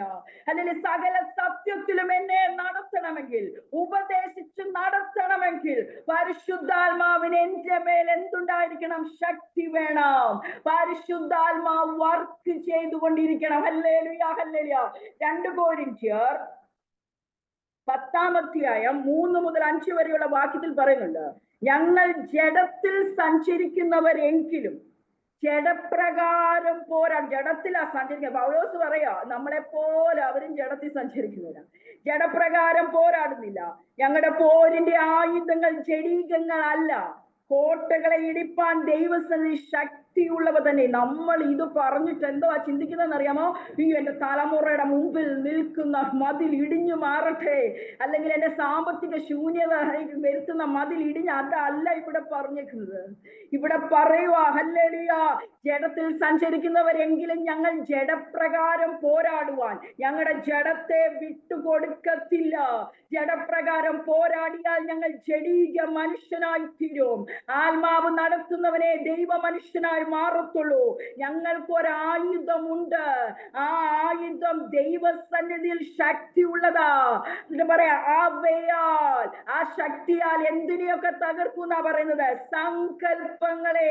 ഞാനിപ്പം അശോകൻ ദുബായിൽ ഇരിക്കുന്ന ദേവസ് ചുമ്മാ അങ്ങ് ചിന്തിക്കുക, ആ അപ്പച്ചനെ അല്ലെ ആ അങ്കിള് എന്തെങ്കിലും ചെയ്യുമോ, ആ അങ്കിൾ എന്നെ പറ്റി അതും ഇതും ചിന്തിക്കുക, ഓ ഞാൻ പ്രസംഗിക്കുന്നൊന്നും ഇഷ്ടപ്പെടുന്നില്ല, ചുമ്മാ അത് ചിന്തിച്ചു കൂട്ടുക. അങ്കിൾ ശക്തമായിട്ട് ശ്രദ്ധിച്ചുകൊണ്ടിരിക്കുവായിരിക്കും. ഞാൻ ഉദാഹരണം പറഞ്ഞാണ്, ഒരു ഉദാഹരണം പറഞ്ഞ ഇങ്ങനെ നമ്മൾ ഓരോരുത്തരെ പറ്റി, അപ്പുറത്തെ അയൽവക്കക്കാരൻ ഏതാണ്ട് ചെയ്തു അല്ലല്ലോ, അതുകൊണ്ടാണ് എന്റെ തലമുറ രക്ഷപ്പെടാത്തത്. അല്ലാതെ നാം ചെയ്ത തെറ്റിന്റെ ഫലം അനുഭവിക്കുവല്ല എന്ന് നാം സമ്മതിക്കത്തില്ല. അല്ലെങ്കിൽ അല്ലെ സഹോദരങ്ങൾ എന്തോ ചെയ്തു, അല്ലെങ്കിൽ അത് ചെയ്തു, ഇത് ചെയ്തു, സങ്കൽപ്പിച്ചു കൂട്ടുക, സങ്കൽപ്പിച്ചു കൂട്ടുക. അല്ലെങ്കിൽ അതാണ് ഇമാജിനേഷൻ എന്നാ ഇംഗ്ലീഷിൽ പറയുന്നത്. എന്തിനെ തകർക്കാനായി ഈ ശക്തി എന്നറിയാമോ? ആവശ്യമില്ലാതെ ചിന്തിച്ചു കൂട്ടുന്ന ചിന്തകളെ, മറ്റുള്ളവരെ പറ്റി അനാവശ്യമായി ഇത് ഇവിടെ കിടന്ന് വർക്ക് ചെയ്തിട്ടാ ഇത് പുറത്തോട്ട് വരുന്നത്. ഹല്ലേലൂയ. ഹൃദയം നിറഞ്ഞു കവിയുന്നതാ സംസാരിക്കുന്നത്. ഹല്ലേലൂയ. ഇതിനെ എന്ത് ചെയ്യണം? അവിടെ പറയുന്നുണ്ട്, ഇടിച്ചു കളയണം. ഒരാളെ പറ്റി അനാവശ്യമായ ഒരു ചിന്ത നമ്മുടെ ഹൃദയത്തിൽ വരുമ്പം തന്നെ പറയണം, അല്ലെ ഇതെന്നെ തകർക്കാനുള്ളതാ, ഇതിനെ ഞാൻ ഇടിക്കേണ്ടതിന് ദൈവം എനിക്ക് ശക്തി തന്നിട്ടുണ്ട്. അല്ലെ അടുത്തത് പറയാ, ദൈവത്തിന്റെ പരിജ്ഞാനത്തിന് വിരോധമായി പൊങ്ങുന്ന എല്ലാ ഉയർച്ചയും. ദൈവത്തിന്റെ പരിജ്ഞാനം അറിയണമെങ്കിൽ പ്രകൃതിയെ നോക്കണം, സൃഷ്ടിപ്പിനെ നോക്കണം. അടുത്ത ദൈവ പൈതലാണെങ്കിൽ ദൈവവചനം. നമ്മൾ ദൈവവചനത്തിലൂടെ കൂടുതൽ അറിയുന്നത്. ഹല്ലേലൂയ. അപ്പൊ ദൈവവചനത്തിന് വിരോധമായി പൊങ്ങുന്ന എല്ലാ ഉയർച്ചയും, ഏത് ഉയർച്ചയായാലും വചനം എന്തു പറയുന്നു അതിനു വിരോധമായി നമ്മുടെ ഉള്ളിൽ തോന്നിക്കുന്ന ഏത് ഉയർച്ചയും ഇടിച്ചു കളയേണ്ടതിനാണ് ഈ പോരിന്റെ ആയുധം. ഈ പോരിന്റെ ആയുധം സഹോദരനോട് പോരാടാനുള്ളതല്ല. ഈ പോരിന്റെ ആയുധം വാതിൽ തുറക്കാനുള്ളതല്ല. നമ്മെ നിത്യതയിൽ എത്തിക്കാതെ നമ്മളെ, നമ്മുടെ തലമുറകളെ നശിപ്പിച്ചു കൊണ്ടിരിക്കുന്ന ചില മതിലുകൾ നമ്മിൽ തന്നെ ഉള്ളതിനെ അല്ലെങ്കിൽ ഇടിച്ചു കളയേണ്ടതിനാ സ്വർഗം ഈ പോരിന്റെ ആയുധം നമ്മൾക്ക് തന്നിരിക്കുന്നത്. അല്ലെങ്കിൽ ദൈവത്തിന്റെ വചനത്തിന് വിരോധമായി പൊങ്ങുന്ന എല്ലാ ഉയർച്ചകളെ എന്ത് ചെയ്യണം? ഇടിച്ചു കളയണോ? ഞാനെന്ന ഭാവം. അല്ലെങ്കിൽ ഇപ്പൊ ഞാൻ മെസ്സേജ് കൊടുക്കുന്നു, അപ്പൊ വേറൊരാള് മെസ്സേജ് കൊടുക്കുമ്പം എന്റെ മെസ്സേജിന്റെ അത്രയും ഒക്കത്തില്ല, എന്റെ അത്രയും അറിവില്ല, ഇങ്ങനൊരു ചിന്ത എന്റെ ഉള്ളിൽ കയറിയാ മതി, തീർന്നു, കഴിഞ്ഞല്ലേ. പിന്നെ ഇല്ല, ഞാൻ പ്രാർത്ഥിക്കുന്ന അത്രയും വേറെ ആൾ പ്രാർത്ഥിച്ചു പ്രാർത്ഥിച്ചാൽ പറ്റത്തില്ല. ഞാൻ പ്രാർത്ഥിച്ചപ്പോൾ ഭയങ്കര ദൈവശക്തിയായിരുന്നു, ആ പുള്ളി പ്രാർത്ഥിച്ചപ്പം ഇല്ലായിരുന്നു, കഴിഞ്ഞു. ഇങ്ങനത്തെ ഞാനിത് പറഞ്ഞു തരുന്നത്, ചിന്തകളെന്നൊക്കെ പറയുമ്പോൾ അവനെ കൊല്ലണമെന്ന് ചിന്തിക്കുന്നത് മാത്രമല്ല പാപം. എല്ലാ ഉയർച്ച ഞാനെന്ന പാപത്തെ, നിങ്ങൾക്കറിയാം, അത് പറഞ്ഞപ്പോ ഞാൻ ഒരെണ്ണം പറയട്ടെ. ഞാൻ ഒരിക്കലും ഞങ്ങളുടെ സ്ത്രീയോഗത്തിന് മെസ്സേജ് ഒക്കെ കൊടുക്കുന്നത് ഞാനാണ്. അപ്പൊ ആ ഒരു ചൊവ്വാഴ്ചയാണ് ഞങ്ങൾക്ക് സ്ത്രീയോഗം. ആ തിങ്കളാഴ്ച വൈകിട്ട് ഒന്നും ശരിക്കും പ്രാർത്ഥിച്ചു, ഇതിനകത്തൊന്നും പ്രാർത്ഥിച്ചില്ല. പ്രാർത്ഥിക്കുവോ ദൈവവചനം ഒന്നും കുത്തിയിരുന്ന് ധ്യാനിക്കുകയോ ഒന്നും ചെയ്യാതെ പ്രാർത്ഥനയ്ക്ക് പോയി. എന്റെ ദൈവമക്കളെ, അവിടെ ചെന്ന് കഴിഞ്ഞപ്പോ ഉണ്ടല്ലോ, എന്തോ ഒരു ദൈവശക്തിയായിരുന്നെന്നറിയാമോ? ഭയങ്കര വചനവും വെളിപ്പെട്ട ആരാധനയും ഭയങ്കര സംഭവം. ഞാൻ ഓർത്തു ഭയങ്കര ശുശ്രൂഷയാണ്, ദൈവം നമ്മളെ പഠിപ്പിക്കുവാണല്ലോ. നമ്മളെ ഇങ്ങനെ പരിശുദ്ധമാ വർക്ക് ചെയ്ത് പഠിപ്പിച്ചോണ്ടേ ഇരിക്കണം. നമ്മൾ ആരും പൂർണ്ണരല്ല. നമ്മൾ മരണം വരെ അല്ലെ കർത്താവിന്റെ വരവ് വരെ പൂർണ്ണരല്ല, പൂർണ്ണത പ്രാപിക്കുക. എപ്പോഴും അപൂർണത നമ്മുടെ ജീവിതത്തിൽ സംഭവിക്കും. പക്ഷെ അതിനെ നമ്മൾ തിരുത്തി മുന്നേറണം. ഹല്ലേലൂയ. തിരിച്ച് ഞാൻ ഡ്രൈവ് ചെയ്ത് വന്നപ്പോ എന്നോട് ദൈവത്തിന്റെ പരിശുദ്ധാത്മാവ് പറയുക, ബിന്ദുവേ, നിന്റെ പ്രാർത്ഥനയുടെ കൂടുതൽ കൊണ്ടല്ല ഇന്ന് അവിടെ ദൈവപ്രവൃത്തി വെളിപ്പെട്ടത്. നീ അങ്ങനെ ചിന്തിക്കുന്നെങ്കിൽ തെറ്റിപ്പോയി. ഹല്ലേലൂയ. അതിനകത്ത് ഞെരങ്ങിക്കൊണ്ടു വന്നവരുണ്ടായിരുന്നു. അവരെ ക്ഷീണിച്ചു പോകാതിരിക്കേണ്ടതിന് ആശ്വസിപ്പിച്ചു വിടേണ്ടത് എന്റെ ജോലിയാ. എനിക്ക് അവരോട് ഉത്തരവാദിത്വമുണ്ട്. അവരുടെ കണ്ണുനീരിന് ഞാൻ ആശ്വാസം കൊടുത്തേ പറ്റൂ. അതുകൊണ്ട് നിന്നെ ഉപയോഗിച്ചെന്നേ ഉള്ളൂ. ഹല്ലേലൂയ. കഴിഞ്ഞ മക്കളെ, അത്ര നേരം തോന്നിയ എല്ലാം കഴിഞ്ഞു കേട്ടോ. ഹല്ലേലൂയ. ദൈവസന്നിധി നിലവിളിച്ചു കേട്ടോ ദൈവമക്കളെ. അപ്പം പിന്നെ ഞാൻ വീട്ടിൽ വന്നപ്പോൾ ദൈവാത്മാവിനോട് പറഞ്ഞു, ഞാൻ നിന്റെ നാമത്തിൽ ഭൂതങ്ങളെ പുറത്താക്കി, നിന്റെ നാമത്തിൽ രോഗികളെ സൗഖ്യമാക്കി. കർത്താവ് പറയുക, ഞാൻ നിങ്ങളെ ഒരു നാളും അറിഞ്ഞിട്ടില്ല. ദൈവമക്കളെ, ഹല്ലേലൂയ. അതിന്റെ അർത്ഥം അന്നാണ് എനിക്ക് മനസ്സിലായത്. വ്യവസ്ഥ പ്രകാരമല്ലാതെ ഞാൻ പോയി, കാരണം സ്ത്രീയോഗത്തിന് ഞാനാണ് മെസ്സേജ് കൊടുക്കുന്നത്, ഞാൻ അവിടെ പോയി നിന്നാൽ ഹല്ലേലൂയ വന്നിരിക്കുന്നവരുടെ അവസ്ഥ അറിഞ്ഞ് ദൈവം എന്നിലൂടെ പ്രവർത്തിച്ചിരിക്കാം എന്ന് പറഞ്ഞ് ഞാനും ദൈവവും കൂടുള്ള വഴി ക്ലിയർ ആകണമെന്നില്ല. അതുകൊണ്ട് ഇന്ന് പകൽക്കാലം ഭയത്തോട് നമുക്ക് ദൈവത്തെ ശ്രമിക്കാം. നമുക്ക് പുറമേ എന്തും അഭിനയിക്കാൻ പറ്റും, പുറമേ എന്തും കാണിച്ചു കൂട്ടാൻ പറ്റും. എന്നാൽ ഹൃദയത്തെ അറിയുന്ന ദൈവ, മനോഭാവത്തെ ശോധന ചെയ്യുന്ന അഗ്നി ജാലയ്ക്കൊത്ത കണ്ണുള്ള ദൈവത്തിന്റെ മുമ്പിലായിരിക്കുന്നത്. പണ്ട് ഞാൻ ഒരാളോട് സുവിശേഷം പറഞ്ഞപ്പോ എന്നോട് പറഞ്ഞു, ഞങ്ങൾ ദൈവത്തോട് പറഞ്ഞോളാം, അന്ന് പറഞ്ഞോളാം എന്ന് പറഞ്ഞു. അപ്പം ഞാൻ പറയാനിടയായി, മാർവോട് ചേർന്നിരുന്ന യോഹന്നാന ഹൃദയത്തിന്റെ സ്പന്ദനം വരെ കേട്ടോണ്ടിരുന്നതാ ഭൂമിയിലായിരുന്നപ്പോ. എന്നാ പത്മോസ് ദ്വീപിൽ തേജസ്കരിക്കപ്പെട്ട യേശുവിനെ കണ്ടപ്പോ ഉണ്ടല്ലോ പറയുന്നത് എന്താ പറയാ, മരിച്ചവനെ പോലായെന്ന്. ബോധം കെടുകയല്ലായിരുന്നു, മരിച്ചു വീണു യേശുവിനെ കണ്ടപ്പോൾ. അല്ലെങ്കിൽ 7 പൊന്നിലെ വിളക്കുകളുടെ നടുവിൽ ശോഭാപൂർണനായി അഗ്നിജാലയ്ക്കൊത്ത കണ്ണുള്ളവനായി വെള്ളോടുകളുടെ കാലോട് സാദൃശ്യനായി നിൽക്കുന്ന യേശുവിനെ കണ്ടപ്പോൾ മാർവോട് ചേർന്നിരുന്ന യോഹന്നാനെ ബോധം കെടുവായിരുന്നെങ്കിൽ വെള്ളം ഒഴിച്ചാൽ മതിയായിരുന്നു. മരിച്ചവനെ പോലെ പൾസില്ലായിരുന്നു, നിന്നുപോയി. അല്ലെങ്കിൽ വീണ് ഇത്രേ ഉള്ളൂ. ദൈവത്തിന്റെ മുമ്പിൽ നമുക്ക് നിൽക്കാൻ പറ്റത്തില്ലേ? ഇല്ല. എന്നാൽ ഇന്ന് പകൽക്കാലം ദൈവവചനത്തിന്റെ മുമ്പിൽ സമർപ്പിക്കാൻ തയ്യാറായാൽ ദൈവത്തിന്റെ പ്രവൃത്തി നമ്മുടെ ജീവിതത്തിൽ, നാളുകളായി ഉപവസിച്ചിട്ടും പ്രാർത്ഥിച്ചിട്ടും വിടുതൽ കിട്ടാത്ത വിഷയത്തിന്മേൽ ഇന്നോ പകൽക്കാലം വചനത്തിന്റെ മുമ്പിൽ സമർപ്പിക്കാൻ തയ്യാറായാൽ അല്ലെ ദൈവത്തിലെ വെളിപ്പെട്ടു വരും. ഹല്ലേലൂയ. ഞാൻ പറയാറുണ്ട്, ദൈവത്തോട് ചെയ്ത പാപം ദൈവത്തോട് ഏറ്റു പറയണം. മനുഷ്യനോട് ചെയ്ത പാപം മനുഷ്യനോട് ഏറ്റു പറഞ്ഞേ മതിയാകൂ. ലംഘനം ക്ഷമിച്ചും പാപം മറച്ചും കിട്ടിയില്ലെങ്കിൽ സ്വർഗരാജ്യത്തിൽ പോകാൻ പറ്റത്തില്ല. ദൈവഭക്തന്റെ മുഷിഞ്ഞ വസ്ത്രമായിട്ട് പോലും ഒരു വസ്ത്രത്തിനൊരു മുഷിവേ ഉള്ളായിരുന്നു. പിശാച് അവകാശം പറഞ്ഞെങ്കിൽ കാഹളനാദം കേൾക്കുമ്പോൾ ഉയർക്കാതിരിക്കേണ്ടതിന് പിശാച് പറയും, ഇന്ന വ്യക്തിയോട് ഭാരമുണ്ടായിരുന്നു, ഇന്ന വ്യക്തിയോട് ഇന്നത് പറഞ്ഞിട്ട് ക്ഷമ ചോദിച്ചിട്ടില്ല, അല്ലെ ഉയർപ്പിനെതിരെ അവകാശം കൊണ്ട് നിൽക്കും. ദൈവത്തിലെ ഇന്നത്തെ മെസ്സേജ് ഉയരത്തിലുള്ളത് അന്വേഷിക്കാനാ. ഇന്നത്തെ മെസ്സേജ് സ്വർഗത്തിൽ പോകാൻ വേണ്ടി മാത്രമുള്ളതാ. അതുകൊണ്ട് നമ്മൾക്ക് ദൈവസന്നിധിയിൽ സമർപ്പിക്കാം. ഇവിടെ പറയുകയാ, ദൈവത്തിന്റെ പരിജ്ഞാനത്തിന് വിരോധമായി പൊങ്ങുന്ന എല്ലാ ഉയർച്ചകളെയും ഇടിച്ചു കളയണം. രണ്ട് കാര്യം ഇടിക്കണം. ഒന്ന്, സങ്കല്പം, ചുമ്മാ അത് ചിന്തിച്ചു കൂട്ടുന്നത്. രണ്ട്, എന്ത് ചെയ്തോണം? ദൈവവചനത്തിന് വിരോധമായി പോകുന്ന എല്ലാ ഉയർച്ചയും, ഏത് ഉയർച്ചയായിക്കോട്ടെ, അല്ലെങ്കിൽ അതിനെ ഇടിച്ചു കളഞ്ഞേക്കണം. അത് അടുത്തത് പറയാ, ഏതു വിചാരത്തെയും ക്രിസ്തുവിനോടുള്ള അനുസരണത്തിനായി പിടിച്ചടക്കണം. ക്രിസ്തുവിനെ അനുസരിക്കണമെങ്കിൽ ഞാൻ എന്റെ വിചാരത്തെ പിടിച്ചടക്കിയേ പറ്റൂ. ദൈവഹിതമില്ലാത്ത വിചാരത്തെ എന്ത് ചെയ്തേ പറ്റൂ? പിടിച്ചടക്കിയേ പറ്റൂ. അതിനാ ഈ ആയുധത്തെ ദൈവം തന്നേക്കുന്നത്. അതിനാ പരിശുദ്ധാത്മാവിനെ തന്നേക്കുന്നത്. Hallelujah, hallelujah.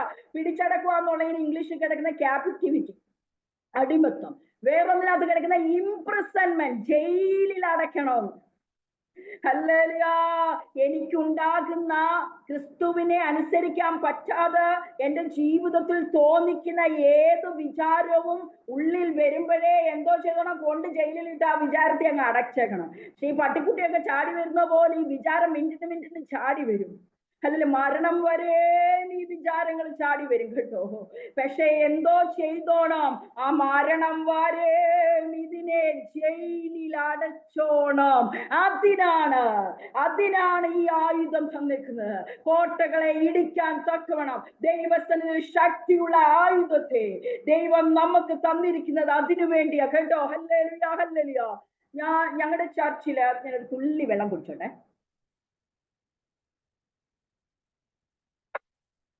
ഒരു മെസ്സേജ് പറഞ്ഞപ്പോൾ ആ മെസ്സേജിനെ ഇച്ചിരി അവർക്ക് മനസ്സിലായത് വേറെ രീതിയില്ല. അപ്പൊ അങ്ങനെ ഇച്ചിരി എന്നെ മാനസികമായിട്ട് നല്ലതായിട്ട് വിഷമിപ്പിച്ചു. അപ്പൊ ഞാന് ഈ വചനമൊക്കെ വായിക്കുന്നതോട് പ്രതികരിക്കത്തില്ല. പ്രതികരിക്കാനിടയാകല്ലേ. പരിശുദ്ധാത്മാവേ, സ്നേഹത്തിന്റെ ആത്മാവേ, ദീർഘക്ഷമയുടെ ആത്മാവേ, എന്റെ അവയവങ്ങളിൽ പൊരുതിയിരിക്കണേ. അങ്ങനെ ഇങ്ങനെ പ്രാർത്ഥിക്കുക. പ്രാർത്ഥിച്ച് നടക്കുക. പക്ഷെ നിങ്ങൾക്കറിയാമോ ദൈവമക്കളെ, എന്റെ ഇതിനകത്ത് ഒരു ഭാരം ഉണ്ടായിരുന്നു. ഇതിനകത്ത് എനിക്ക് എന്തോ ഉണ്ട് ഭാരം. പുറമെ ഞാൻ പ്രതികരിച്ചിട്ടേ ഇല്ല. എല്ലാരും പറഞ്ഞു, ഓ എന്ത് സിസ്റ്റർ, എന്ത് നല്ല ദൈവരൂപയുള്ള സിസ്റ്റർ, ഇത്രയും ആയിട്ടും പ്രതികരിച്ചിട്ടില്ലല്ലോ. പക്ഷെ ഇതിനകത്തുണ്ടായിരുന്നേ. ഞാൻ ചർച്ചയിൽ ഞങ്ങൾക്ക് 2-3 പേർക്കൊക്കെ കുടുംബങ്ങളുടെ പേര് പറഞ്ഞ് പാസ്റ്റർ പ്രാർത്ഥിക്കാൻ പറയുമ്പോ ഈ കുടുംബത്തിന്റെ പേര് പറയുമ്പോ അച്ചായന്റെയും അമ്മാമ്മയുടെയും മക്കളുടെയും കൊച്ചുമക്കളുടെയും പേര് പറഞ്ഞ് ഞാൻ പ്രാർത്ഥിച്ചു. അനുഗ്രഹിക്കണേ. വീട്ടിൽ ഞാൻ പ്രാർത്ഥിക്കുമ്പോൾ, കുടുംബ പ്രാർത്ഥനയ്ക്ക് ഇരിക്കുമ്പോൾ ചർച്ചിലുള്ളവരുടെ പേര് പറയും. അന്നേരം ഈ അച്ചായനെയും പറയും. നിങ്ങൾക്കറിയാമോ, എന്റെ പാസ്റ്ററുടെയും കൂട്ടുവിശ്വാസികളുടെയും മുമ്പിൽ ഞാൻ വിശുദ്ധയാണ്. എന്റെ വീട്ടിൽ ഭർത്താവിന്റെ ഒരു മോളെ ഉള്ളൂ. അവളുടെ മുമ്പിൽ ഞാൻ വിശുദ്ധയാണ്. എന്റെ ഹൃദയത്തെ അറിയുന്ന ദൈവത്തിന്റെ മുമ്പിൽ ഞാൻ വിശുദ്ധയല്ല, അഭിനയമായിരുന്നു. ബാക്കിയെല്ലാം എന്തായിരുന്നു?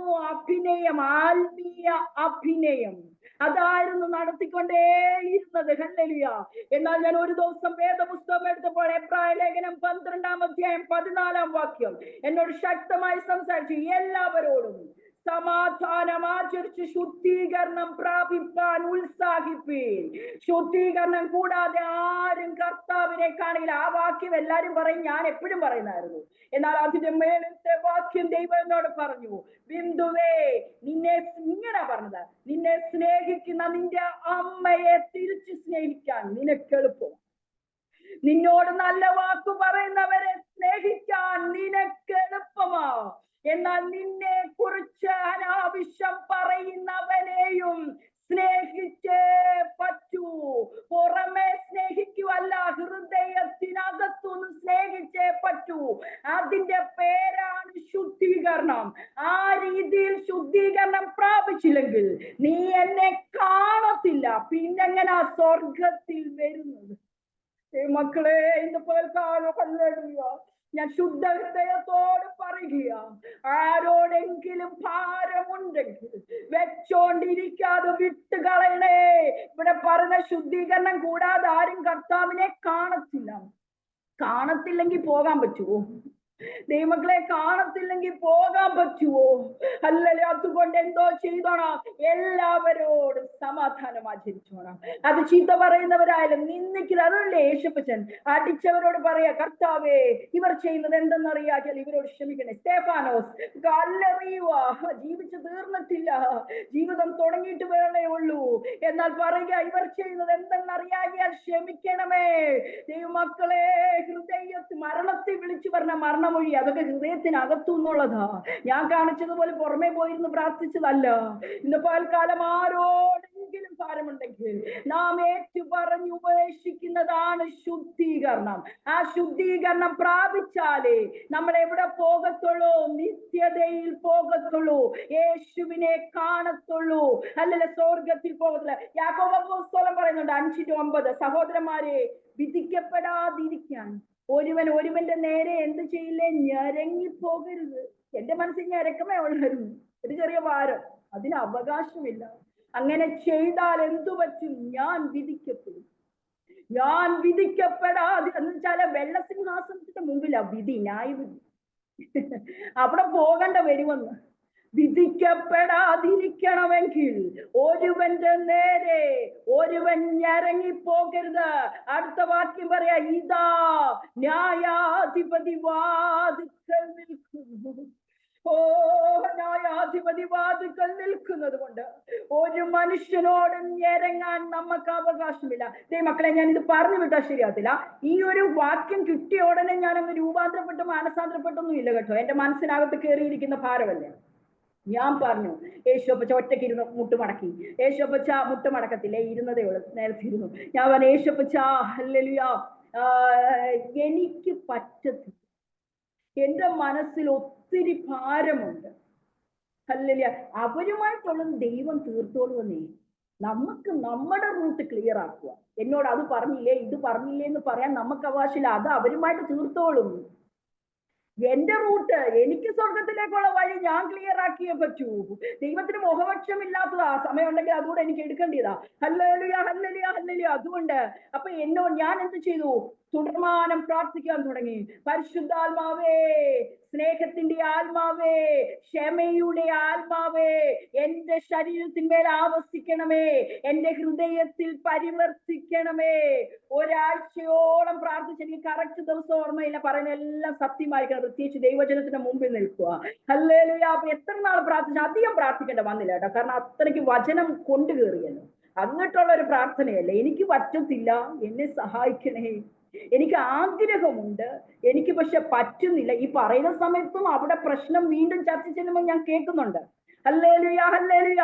അപ്പൊ ഞാൻ പറഞ്ഞു, എനിക്ക് പറ്റത്തില്ല, എന്നെ സഹായിക്കണേ, എന്നെ സഹായിക്കണേ എന്ന് പ്രാർത്ഥിച്ചു. ഒരു ദിവസം കുടുംബ പ്രാർത്ഥനയിൽ ഹല്ലേലൂയ, അച്ഛാ എന്റെ കുടുംബത്തിന് പേര് പറഞ്ഞപ്പോൾ നിങ്ങൾക്കറിയാമോ, ഇതിനകത്തുനിന്ന് ഞാൻ സ്വപ്നത്തിൽ പോലും ചിന്തിച്ച കാര്യമില്ല, ഇതിനകത്തുനിന്ന് ഉറക്കെ ഒരു കരച്ചില പുറത്തോട്ട് വന്ന. ഞാൻ എക്സ്പീരിയൻസ് ചെയ്ത സംഭവം പറയുക, ഞാൻ അനുഭവിച്ചത് പറയുക. ഞാൻ കരയാൻ ഇരുന്നതല്ല, കരയാൻ ചിന്തിച്ചിട്ട് പോലുമില്ല. ഞാൻ പോലും അറിയാത്ത ഒരു കരച്ചിൽ ഇതിനകത്തുനിന്ന് പുറത്തോട്ട് തട്ടി. ഹല്ലേലൂയ. അന്നാം നിമിഷം എന്റെ ഹൃദയത്തിൽ ഉണ്ടായിരുന്ന ഭാരത്തെ സ്വർഗം സൗഖ്യമാക്കി കേട്ടോ. ദൈവമക്കളെ, എല്ലാവരോടും സമാധാനം ആചരിക്കണമെന്ന് പറയുമ്പോൾ ജീവിതത്തിൽ പല തിക്താനുഭവങ്ങൾ ഉണ്ടായിരിക്കാം. പക്ഷെ അവർ ചെയ്തത് അവരും ദൈവം കൂടെ തീർച്ചോട്ടെ. എന്നാൽ ഇന്ന് പകൽക്കാലം വചനം കേൾക്കുന്ന ദൈവത്തിലെ ദൈവം സ്നേഹിക്കുന്നത് കൊണ്ട്, പരിശുദ്ധാത്മാവ് ആഗ്രഹിക്കുന്നത് കൊണ്ട് നാം നമ്മുടെ റൂട്ട് ക്ലിയർ ആക്ക. പറ, എനിക്ക് കഴിയുന്നില്ല, പരിശുദ്ധാത്മാവേ എന്റെ മേൽ ഇറങ്ങി വന്ന് പ്രവർത്തിക്കണമേ എന്ന് ദൈവ സന്നിധിയിൽ ഒന്ന് ഏൽപ്പിച്ചു കൊടുത്താൽ പരിശുദ്ധാത്മാവ് പ്രവർത്തിക്കേണ്ട വഴിയിൽ പ്രവർത്തിച്ചോളും കേട്ടോ. പിന്നെ ആ വിഷയം പോലെ മനസ്സിൽ നിന്ന് പോകും. ഏറ്റവും അധികം അവരെ സ്നേഹിക്കാൻ പറ്റും കേട്ടോ, ഏറ്റവും അധികം. അതിന്റെ കൂടെ ഞങ്ങളുടെ പാസ്റ്റർ കഴിഞ്ഞ ദിവസം പ്രസംഗിച്ചപ്പോൾ അതൊക്കെ കേട്ടപ്പോൾ എനിക്ക് ഒന്നുകൂടെ തോന്നി, ഒരു കുറച്ചു പേരും കൂടെ അങ്ങ് നിന്നിച്ചിരുന്നെങ്കിലും ഓർത്തു. അതായത് കാനോച്ചം പ്രസംഗിച്ചപ്പം പറഞ്ഞിട്ടുണ്ടെന്ന്, അല്ലെങ്കിൽ ശത്രുക്കളുടെ മുമ്പിലല്ലേ മേശ ഒരുക്കുന്നത്. അപ്പം പറഞ്ഞെന്ന് ആരോ പറഞ്ഞെന്ന്, അങ്ങനെയെങ്കിൽ എനിക്ക് അമേരിക്കയിൽ 10 ശത്രുക്കളെ തരണേ, അപ്പൊ എനിക്ക് അമേരിക്കയ്ക്ക് പോവാമല്ലോ. അപ്പം ദൈവമക്കളെ എത്ര പേര് നമ്മളെ നിന്ദിക്കുന്നോ അത്രയും നല്ലതാ. പക്ഷെ അത് സഹിക്കാനുള്ള കൃപ, പരിശുദ്ധാത്മാവിന്റെ ശക്തി, ജീവന്റെ ആത്മാവിന്റെ പ്രമാണം ഇതിനകത്തോട്ട് കേറാതെ, ഇവിടെ പറ്റിപ്പിടിക്കാതെ, ബാക്കി എല്ലാം അഭിനയമാണ്, ഇതിവിടെ പറ്റിപ്പിടിക്കാതിരുന്നോണം. അല്ലെ അതുകൊണ്ട് പറയുന്നത്, അല്ലെങ്കിൽ എബ്രായ ലേഖനത്തിൽ പറയുന്നത്, ആകയാൽ സാക്ഷികളുടെ ഇത്ര വലിയ സമൂഹം നമുക്ക് ചുറ്റും നിൽക്കുന്നത് കൊണ്ട് സകല ഭാരവും മുറുകെ പറ്റുന്ന പാവം. നമ്മൾ ഭാരം എന്ന് പറയുമ്പോൾ പിള്ളേരെ പഠിപ്പിച്ചില്ല എന്നുള്ള പാഠം, പിള്ളേർക്ക് വിസ വന്നില്ലെന്നുള്ള ഭാരം, ഇതല്ലെന്നേ. അല്ലെങ്കിൽ ജീവിതത്തിൽ മറ്റുള്ളവരോട് തോന്നിയ ഭാരം, കർത്താവിന്റെ അടുക്കൽ പോകാൻ വിസ വന്നില്ലെങ്കിൽ ഒരു പ്രശ്നമില്ല. ഹല്ലേലൂയ. 2 നില വീട് വെച്ചില്ലെങ്കിലും ഒരു പ്രശ്നമില്ല. ആ ഭാരം വിടാനല്ല പറഞ്ഞത്. ഒരുവന്റെ നേരെ ഒരുവൻ ഇറങ്ങിപ്പോയാൽ ന്യായവിസ്താരത്തിന്റെ മുമ്പിൽ നിൽക്കേണ്ട വരും.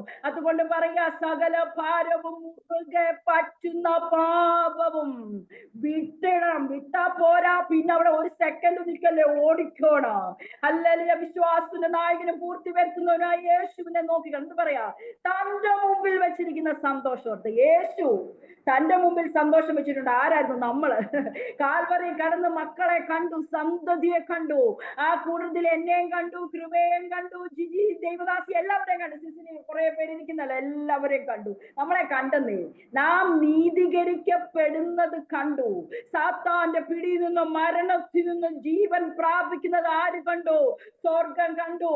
അതുകൊണ്ട് പറയാ, തന്റെ മുമ്പിൽ വെച്ചിരിക്കുന്ന സന്തോഷമോർത്ത് അപമാനത്തെ അലക്ഷ്യമാക്കി തച്ചന്റെ മോനെന്നും മറിയയുടെ മകനെന്നും വേശ്യാപുത്രനെന്നും, അല്ലെങ്കിൽ കണ്ണടച്ചടിച്ചേച്ച ആരാ അടിച്ചെന്ന് പറയാനെന്നും, അല്ലെങ്കിൽ മുഖത്ത് തുപ്പിയിട്ട് ഹല്ലേലൂയ പാപം കൊണ്ട് മുഖം നിറഞ്ഞിട്ട് കൈ തൊടാൻ മേലാത്തതിന് കോല് കൊണ്ട് മുഖത്തടിച്ചു. അവർക്ക് എളുപ്പമായിരുന്നു മുഖത്ത് കൈയിട്ടടിക്കാൻ.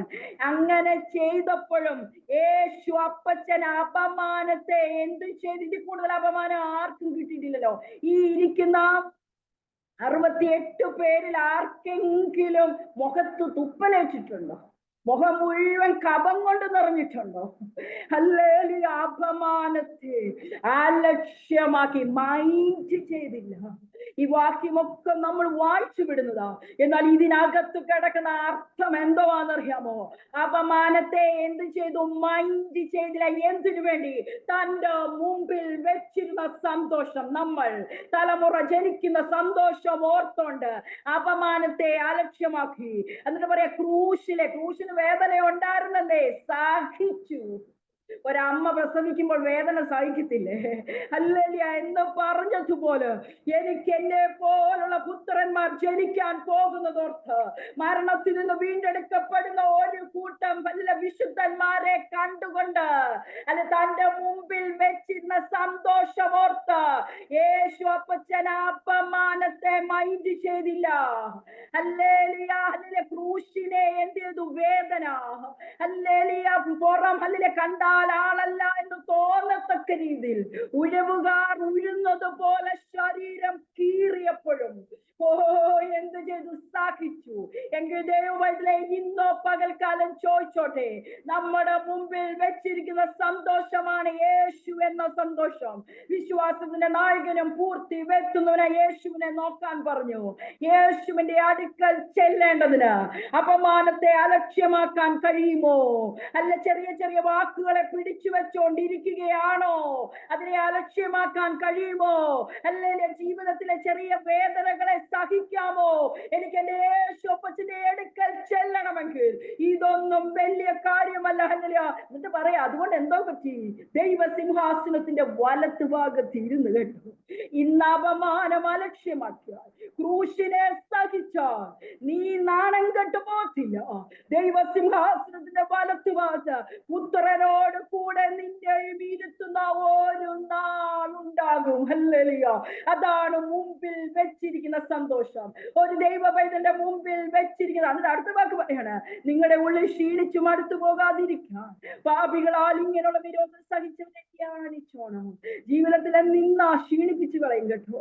ജീവിതത്തിലെ വേദന ക്ഷീണിപ്പിച്ചു കളയും. എന്നാൽ ക്ഷീണം വന്നാൽ മടുപ്പ് വരും. ഹൃദയത്തിന് ക്ഷീണം വരാതിരിക്കേണ്ടതിന് യേശുവിനെ ധ്യാനിച്ചോണം. ധ്യാനിച്ചോണ്ട് ഓടിക്കോണം. സകല ഭാരത്തെ വിട്ടുകളഞ്ഞോണം. മുറുകെ പറ്റുന്ന പാപത്തെ വിട്ടുകളഞ്ഞോണം. ദൈവമക്കളെ, ഞങ്ങൾ സഹോദരങ്ങൾ 3 പേരാ. മൂത്തൊരു ചേച്ചി, നടുക്കൊരു ബ്രദർ, ഇളയത് ഞാൻ. ഈ ഇളയതായതുകൊണ്ട് കൊച്ചിലെ ഒത്തിരി കൊഞ്ചിച്ചതാ. ചേച്ചിയും 10 വയസ്സ് മൂത്തതാ, സഹോദരനും മൂത്തതാ, മമ്മി. അപ്പൊ അതിൻ്റെതായിട്ടുള്ള ചില ദുഷ്ടാട്യങ്ങളൊക്കെ ഉണ്ടായിരുന്നു. ദൈവം നമ്മളെ ഇങ്ങനെ എന്താ പറയുന്നത്, രാഗി രാഗി രാഗിയാ നമ്മളെ മാറ്റുന്നത്. കാരണം എന്ത് പറഞ്ഞാലും അവർ ചെയ്തു തരുമായിരുന്നു. ഇത്രയും മൂത്തതായിട്ട് അമ്മയ്ക്ക് തുല്യമാണ്. അപ്പൊ ഒരിക്കല് ചേച്ചി ഇവിടെ കല്യാണമൊക്കെ കഴിച്ച് ഞാൻ താമസിക്കാൻ തുടങ്ങിയപ്പം എന്നെ വിളിച്ചില്ല. അപ്പൊ മമ്മി എന്നെ വിളിച്ചിട്ട് ചോദിച്ചു, നീ ബീനാമോളെ വിളിച്ചോ? ഞാൻ പറഞ്ഞു, ഞാൻ വിളിക്കത്തില്ല, എന്നെ വിളിച്ചില്ലല്ലോ, അതുകൊണ്ട് ഞാൻ വിളിക്കത്തില്ല, എന്നെ വിളിക്കട്ടെ. അപ്പൊ മമ്മി, നീ അങ്ങ് വിളിക്കുക, എന്താ അവൾക്ക് എന്തെങ്കിലും തിരക്കായിരിക്കും.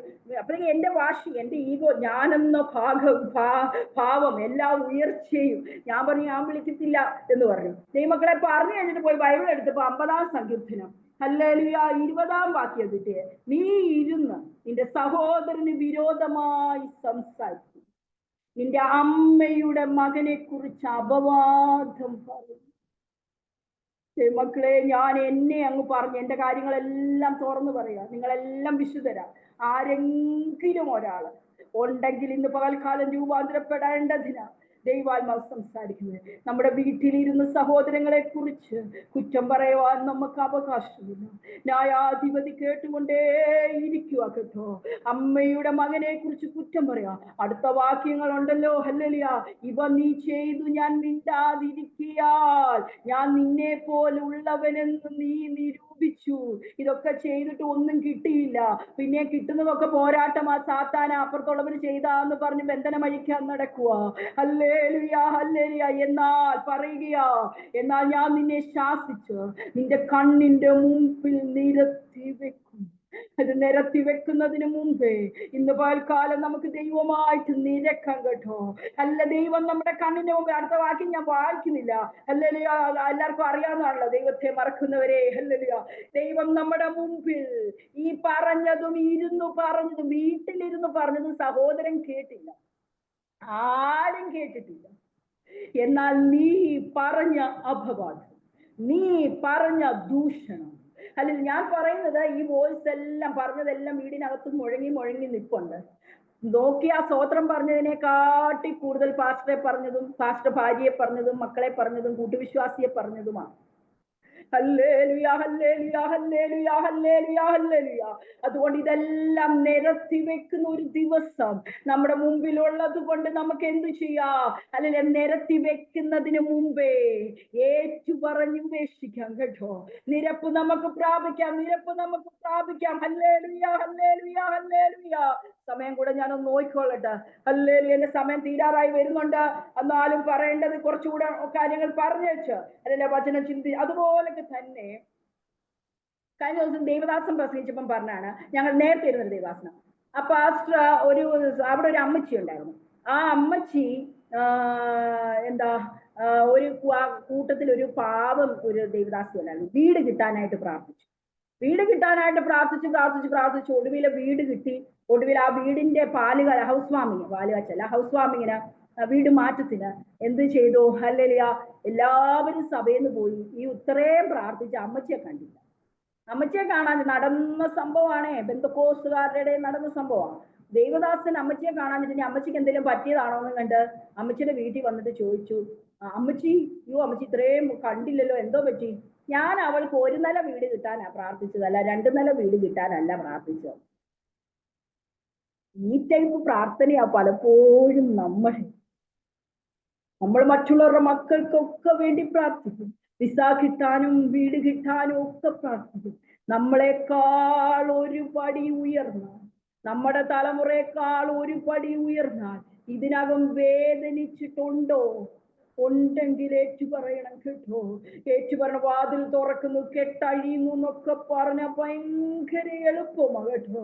പക്ഷെ ഇതൊക്കെ കിട്ടണമെങ്കിൽ, നിത്യത പോകണമെങ്കിൽ ഇതിനകം ഫ്രീ ആകണം. ഇതിനകം ഫ്രീ ആയേ പറ്റൂ. യാക്കോബ് അപ്പോസ്തലൻ പറയുക 4:5. ഈ വാക്യമൊന്നും നമുക്ക് അറിയത്തില്ല, അത് വേറെ കാര്യം. ഹല്ലേലൂയ. അവൻ നമ്മിൽ വസിക്കുമാറാക്കിയ ആത്മാവ് അസൂയക്കായി കാംക്ഷിക്കുന്നു. പരിശുദ്ധാത്മാവ് അസൂയയുടെ ആത്മാവ് അല്ലെന്ന്. ഒരുവന് നന്മ ഉണ്ടായിട്ടുണ്ടെങ്കിൽ അതിൽ സന്തോഷിക്കാൻ കഴിഞ്ഞില്ലെങ്കിൽ പ്രാപിച്ചിരിക്കുന്ന ആത്മാവിനോട് ഒന്നാമത് ശോധന ചെയ്യണം. രണ്ടാമതേ പറയണം, എനിക്ക് അതിനുള്ള കൃപ. പ്രവചനം കിട്ടിയില്ലേലും ഭൂതശാന്തി കിട്ടിയില്ലേലും എന്റെ ഈ ഹൃദയത്തെ ഒന്ന് നിയന്ത്രിക്കാനുള്ള കൃപ, ദൈവത്തിന്റെ പരിജ്ഞാനത്തിന് വിരോധമായി പോകുന്ന ഉയർച്ചയെ ഇടിച്ചു കളവാനുള്ള കൃപ, അല്ലല്ലേ, എല്ലാ ഭാരത്തെയും വിട്ട് ശുദ്ധീകരണം പ്രാപിപ്പാനുള്ള കൃപ ദൈവത്തിന്റെ ആത്മാവേ ഇന്ന് പകൽക്കാലം എന്റെ ഹൃദയത്തിന്മേൽ, എന്റെ ശരീരത്തിന്മേൽ പകരണമേ.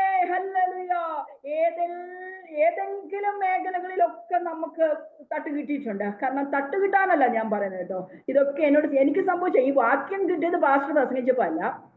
എൻ്റെ ഒരു കൂട്ടുകാരി ഒരു നല്ല കാർ മേടിച്ചിട്ട് വന്നപ്പോ എന്റെ കാറിനെക്കാട്ടി കൂടിയ കാറാണ്. അപ്പൊ ഞാനോ ഇങ്ങനെ ലഡു തരണം എന്നൊക്കെ പറഞ്ഞിട്ട് വീട്ടിലോട്ട് വന്നപ്പോ ഇതിനകത്ത് വിങ്ങൽ. എനിക്ക് മനസ്സിലാവുന്നില്ല വിങ്ങുന്ന എന്താ. ഞാൻ എനിക്ക് ഭാരപ്പെടാൻ ഒന്നുമില്ല. 1000 ടൺ ഭാരം എന്റെ ഹൃദയത്തിന്. അപ്പൊ എന്താന്നിങ്ങനെ ചിന്തിച്ചപ്പോഴാ മനസ്സിലായത്, അയ്യോ ആ കാറ് കണ്ടതിന്റെ വിങ്ങല. അപ്പൊ ദൈവമക്കളെ, അന്ന് എനിക്ക് തന്ന വാക്യമായത്. ബിന്ദുവേ, നീ പ്രാപിച്ചിരിക്കുന്ന ആത്മാവ് അസൂയക്കായി കാംക്ഷിക്കുന്നതല്ല. അതുകൊണ്ട് നീ പ്രാപിച്ച ആത്മാവിനോട് പറയണം, ആ മേഖലകളിൽ അങ്ങ് പരിവർത്തിക്കണം. ഞാൻ ജഡത്തിലുള്ള വ്യക്തിയാണ്, ഇതെല്ലാം എൻ്റെ കയ്യിലുണ്ട്. പോഷമുണ്ട്, അസൂയയുണ്ട്, വിചാരമുണ്ട്, സങ്കല്പമുണ്ട്, എല്ലാ ഭാരമുണ്ട്, എല്ലാം ഉണ്ട്. പക്ഷെ എനിക്ക് അവിടെ പോകണം. എനിക്ക് ഉയരത്തിലുള്ളത് ചിന്തിക്കണം, ഉയരത്തിൽ പോകണം. ഹല്ലേലൂയ. അതുകൊണ്ട് ഹല്ലേലൂയ, ദൈവവചനത്തിന്റെ മുമ്പിലോട്ട് സമർപ്പിച്ചിട്ട് പറ, ഞാൻ പ്രാപിച്ചിരിക്കുന്ന ആത്മാവ് സ്വർഗത്തിൽ നിന്ന് അയച്ചിരിക്കുന്ന ദൈവത്തിന്റെ ആത്മാവ്, ജീവന്റെ ആത്മാവിന്റെ പ്രമാണം അസൂയയുടെ ആത്മാവല്ല. ഒരുവൻ അനുഗ്രഹിക്കപ്പെടുന്നത് കാണുമ്പോൾ എന്റെ ഹൃദയത്തിൽ വിങ്ങൽ വരാൻ പാടില്ല. മാനുഷികമായി വരും കേട്ടോ, നമ്മളെക്കാൾ ഉയർന്നാൽ, നമ്മുടെ തലമുറയെക്കാൾ. ഞാൻ ഈ വിഷയം ഇന്നലെ ശ്രീയോധനെടുത്തു. വീട്ടിൽ പോയി വന്നു കഴിഞ്ഞപ്പോ എന്നോട് ഒരു സഹോദരി വിളിച്ചിട്ട് പറഞ്ഞു, ടാലന്റ് ടെസ്റ്റ് നടക്കുക. അപ്പം കൊച്ചു പൊഴിഞ്ഞ് 6 വയസ്സേ ഉള്ളൂ. ഞങ്ങളുടെ ചർച്ചിൽ വേറെ 2 പിള്ളേരുണ്ട്, അവർ ഭയങ്കര കഴിവാണ്, ഇവർക്ക് മറന്നു പോകുന്നുണ്ട്. അപ്പം പറയാ, അവർക്ക് കിട്ടും, എന്റെ കൊച്ചിന് ഒരു പ്രൈസ് പോലും കിട്ടിയില്ലെങ്കിൽ ഞാൻ എന്തോ ചെയ്യും. ഉറങ്ങാൻ പോലും പറ്റാതെ ചിന്തിച്ചുകൊണ്ടേ ഇരിക്കുവായിരുന്നു. അവർക്ക് കിട്ടുന്നതിന് കുഴപ്പമില്ല, എന്റെ കൊച്ചിന് കിട്ടിയില്ലെങ്കിൽ എന്തോ ചെയ്യും. ഈ മക്കളെ, ഇവിടെ ഒന്നും നമുക്ക് ഇവിടെ എല്ലാ അസൂയയുടെ ഒരു ചെറിയ അംശം കിടക്കുന്നതായത്. ഇവിടെ ഈ മേഖലകളിലെല്ലാം നമ്മൾ ശുദ്ധീകരണം പ്രാപിച്ചേ പറ്റൂ കേട്ടോ. അതുകൊണ്ട് തീമോഥെയോസിന്റെ ലേഖനത്തിൽ പറയുക, നീയോ ദൈവത്തിന്റെ മനുഷ്യനായുള്ളവേ അത് വിട്ടോടണം. ഞാൻ മുമ്പ് പറഞ്ഞല്ലോ, സകല ഭാരവും മുറുകെ പറ്റുന്ന പാപവും വിട്ടിട്ട് അവിടെ നിൽക്കരുത്, എന്തോ ചെയ്തോണം, ഓടിക്കോണം. തീമോഥെയോസിനോട് പൗലോസ് പറയാ, നീ ദൈവത്തിന്റെ മനുഷ്യനാ, അവിടെ കുഴപ്പം. നീ ജഡപ്രകാരമുള്ള മനുഷ്യനാണ്, ഇതൊക്കെ നിന്റെ കയ്യിൽ ഇരുന്നുകൊണ്ട് ഒരു കുഴപ്പവുമില്ല. നീയോ ദൈവത്തിന്റെ മനുഷ്യനായുള്ളവേ, നീ ദൈവത്തിന്റെ മനുഷ്യനാ. പക്ഷെ നിന്നിൽ ഇതൊക്കെ വരാൻ സാധ്യതയുണ്ട്. 3 കാര്യങ്ങൾ അതിന്റെ മുമ്പിൽ പറയുന്നുണ്ട്. അത് വിട്ടോടി എന്ന് പറയുമ്പോ ഏത്, ഞാൻ പെട്ടെന്നൊന്നും പറഞ്ഞു വിട്ടേക്കാം. ഒന്നാമത് പറയുക ധനികന്മാരാകുവാനുള്ള ആഗ്രഹം. രണ്ടാമത് പറയാ മൗഢ്യവും ദോഷകരമായ മോഹം. മൂന്നാമത് പറയാ ദ്രവ്യാഗ്രഹം. പറയാ, നീയോ ദൈവത്തിന്റെ മനുഷ്യനായുള്ളവേ, നീ അത് വിട്ടോടി. നീ എന്തോ ചെയ്തോണം, വിടണം, വിട്ടിട്ട് നിൽക്കരുത്, ഓടിക്കോണം. നീതി, ഭക്തി, വിശ്വാസം, സ്നേഹം, ക്ഷമ എന്നിവയെ പിന്തുടരണം കേട്ടോ. ഈ 6 കൂട്ടം കാര്യം പുറകെ വരത്തില്ല, മറ്റേത് പുറകെ വന്നു. അതിനെ വിട്ടിട്ട് ഓടിയിട്ട് നീതിയെയും ഭക്തിയെയും ക്ഷമയെയും സൗമ്യതയും വിശ്വാസത്തെയും സ്നേഹത്തെയും എന്തോ ചെയ്യണം. ദൈവത്തിന്റെ മനുഷ്യനായുള്ളവേ, ഇതിനകത്തിരിക്കുന്ന ദൈവത്തിന്റെ മനുഷ്യരെ, ഞാൻ ഉൾപ്പെടെയുള്ള ദൈവത്തിന്റെ മനുഷ്യരെ വിട്ടോടിയിട്ട് നീതിയെയും ഭക്തിയെയും ക്ഷമയെയും സ്നേഹത്തെയും പിന്തുടർന്നോണം. അടുത്തത് പറയുക, വിശ്വാസത്തിന്റെ നല്ല പോർ പൊരുതണം. പോരിന്റെ ആയുധങ്ങൾ ജഡീകമല്ല എന്ന് പറഞ്ഞില്ലേ? വിശ്വാസത്തിന്റെ നല്ല പോർ പൊരുതണമെങ്കിൽ വിടേണ്ടതിനെ വിട്ടിട്ടോടുകയും ഒപ്പം പിന്തുടരേണ്ടതിനെ പിന്തുടരുകയും ചെയ്യണം. അടുത്തത് പറയാം, നിത്യ ജീവനെ പിടിച്ചുകൊള്ളണം. അതിനായി നീ വിളിക്കപ്പെട്ടു. നിത്യജീവനെ പിടിക്കണം. നിത്യതയിൽ പോണമെങ്കിൽ മാത്രമേ ഈ മെസ്സേജ് കൊണ്ട് എന്തെങ്കിലും കാര്യമുള്ളൂ. മക്കളെ UK വിടാനോ കാനഡയെ വിടാനോ വീട് വെക്കാനോ കടം മാറാനോ ആണെങ്കിൽ ഇതിന്റെ ഒന്നും ആവശ്യമില്ല കേട്ടോ. അംബാനിക്കുള്ള പൈസ കേരളത്തിൽ ആർക്കെങ്കിലും ഇന്ത്യയിൽ ആർക്കെങ്കിലും ഉണ്ടോ? അംബാനി എത്ര ഇത് വിട്ട് ഓടിയേക്കുന്നു? വിശ്വാസത്തിന്റെ നല്ല പോർ പൊരുത്തിക്കൊണ്ടിരിക്കുവാണോ? അത് എത്രയോ ജാതിക മനുഷ്യർ IAS എടുക്കുന്നു. ആ തലമുറകൾക്കുള്ള ബുദ്ധി നമ്മുടെ തലമുറകൾക്കുണ്ടോ? വിരളയിൽ എണ്ണാവുന്നവല്ല 1-2 IAS-കാരുണ്ടെങ്കിലുണ്ട്. ദൈവമക്കളെ, അത് പ്രാപിക്കാൻ ഇതിന്റെ ഒന്നും ആവശ്യമില്ല. എന്നാൽ നിത്യജീവനെ പിടിച്ചുകൊള്ളണമെങ്കിൽ നീ വിടേണ്ടതിനെ വിടണം, അതിനെ പിന്തുടരണതിനെ പിന്തുടരണം, വിശ്വാസത്തിന്റെ നല്ല പോർ പൊരുതണം. എന്നിട്ട് പറയാം, നിത്യജീവനെ പിടിക്കണം. ഇപ്പോഴത്തെ പഠിപ്പിലൊക്കെ എന്താ പറയാ, രക്ഷിക്കപ്പെട്ട് സ്നാനപ്പെട്ട് കഴിഞ്ഞാൽ നിത്യത പോകത്തില്ലെന്നാ. ഇവിടെ പൗലോസ് പറയാ, തീമത്തിയോസിനോട് പറയുക, നിനക്കത് കിട്ടണമെങ്കിൽ നിന്നെ വിളിച്ചത് അത് കിട്ടാൻ വേണ്ടിയാ. അതിനായി നീ വിളിക്കപ്പെട്ടു. അനേക സാക്ഷികളുടെ മുമ്പാകെ നല്ല സ്വീകാര്യം ലഭിച്ചു. പക്ഷെ നിനക്കത് കിട്ടണമെങ്കിൽ നീ അതിനെ എന്തോ ചെയ്യണം? മുറുകെ പിടിച്ചോണം. റോഡൊക്കെ ക്രോസ് ചെയ്യുമ്പോൾ പിഞ്ചു കുഞ്ഞിനെ മാതാപിതാക്കളെ കയ്യെ മുറുകെ പിടിക്കത്തില്ലേ? അതുപോലെ നിത്യ ജീവനെ മുറുകെ പിടിച്ചോണമെന്നേ, ഇല്ലെങ്കിൽ കൈവിട്ടു പോകും. ഹല്ലേലൂയ. ഈ മോഹത്തെ പറ്റി മാത്രം ഒരു കാര്യം കൂടെ പറഞ്ഞിട്ട് ഞാനങ്ങ് നിർത്താമെന്ന് വിചാരിക്കുന്നു. അതോ ഓക്കെ, മോഹം പറയുന്നില്ല, അതിന് പകരം ഞാൻ എന്നോട് ദൈവാത്മാവ് സംസാരിച്ച കാര്യം, കാരണം ഒത്തിരി വചനമാകുമ്പോൾ നിങ്ങൾക്ക് പിന്നെ എന്തൊക്കെയാ പറഞ്ഞ ഏതാണ്ടൊക്കെ പറഞ്ഞെന്ന് പറയും. അത് പറഞ്ഞിട്ട് ഞാനങ്ങ് നിർത്താം. ഓക്കെ, ഞാൻ പ്രാർത്ഥിക്കുമ്പോൾ എൻ്റെ സഹോദരനുണ്ടല്ലോ, എൻ്റെ സഹോദരന് വേണ്ടി പ്രാർത്ഥിക്കുമ്പോൾ ഡ്രൈവ് ചെയ്യുമ്പോൾ എപ്പോഴും അശ്രദ്ധയായിട്ട് ഓടിക്കും. അപ്പൊ എനിക്ക് ഭയങ്കര ഭാരമാണ്. ഞാൻ പറയും, എൻ്റെ സഹോദരനെ സൂക്ഷിക്കണേ അങ്ങനെ. അതുപോലെ എൻ്റെ റോയിച്ചാനും 5 സഹോദരങ്ങളുണ്ട്. അപ്പൊ ഒരു എക്സാമ്പിൾ, ഒരാളുടെ പേര് അനിയൻ എന്നാ. അപ്പൊ അനിയച്ചാനും വേണ്ടി പ്രാർത്ഥിക്കുമ്പോൾ ഞാൻ പ്രാർത്ഥിക്കുന്നുണ്ട്. റോയിച്ചാനും എൻ്റെ കൊച്ചും നോക്കുമ്പോൾ 5 സഹോദരങ്ങൾക്കും അവരുടെ കുടുംബങ്ങൾക്കും, എൻ്റെ 2 സഹോദരങ്ങൾക്കും അവരുടെ കുടുംബങ്ങൾക്കും വേണ്ടി ഞാൻ പ്രാർത്ഥിക്കുന്നുണ്ട്. പക്ഷേ എൻ്റെ സഹോദരന് വേണ്ടി പ്രാർത്ഥിക്കുമ്പോൾ ഇതിനകത്തൂന്ന് വരുന്ന ഒരു പ്രാർത്ഥനയുണ്ട്. അത് റോയിച്ചാന്റെ സഹോദരന് വേണ്ടി പ്രാർത്ഥിച്ചപ്പോ ഇല്ലായിരുന്നു. പുറമേ കേൾക്കാൻ പ്രാർത്ഥിക്കുന്നുണ്ട്, അനിച്ചാനെ സൂക്ഷിക്കണേ എന്ന് പ്രാർത്ഥിക്കുന്നുണ്ട്. ദൈവമക്കളെ, ദൈവം നോക്കുന്നത് ഇതിനകത്ത് അല്ല. ദൈവം പറയുക, യാക്കോബ് അപ്പോസ്തലനോട് പറയാ, മുഖപക്ഷം കാണിക്കുന്നത് പാപമാകുന്നു. നാം പറയുന്നത് ചീത്ത വിളിക്കുന്നത് പാപം, കള്ളു കുടിക്കുന്ന പാപം, ആഭരണം ഇടുന്നത് പാപം, ഇതൊക്കെയാ ബന്ധക്കോസ്തുകാരുടെ പാപം. എന്നാൽ യാക്കോബ് അപ്പോസ്തലൻ എഴുതി വെച്ചേക്കുവാ, മുഖപക്ഷം കാണിക്കുന്നത് പാപമാ. ഹല്ലേലൂയ. ഞാൻ ഇവിടെ പറയുന്ന പള്ളിയിൽ ഒരുവൻ നല്ല വസ്ത്രം ഇട്ടുകൊണ്ട് വന്നാൽ അവനോട് പറയും മുന്നോട്ട് പോയിരിക്കാന്. ഒരുവൻ മുഷിഞ്ഞ വസ്ത്രം ഒരു സാധു വന്നാൽ അവനെ മൈൻഡ് ചെയ്യത്തില്ല, പാപമാ.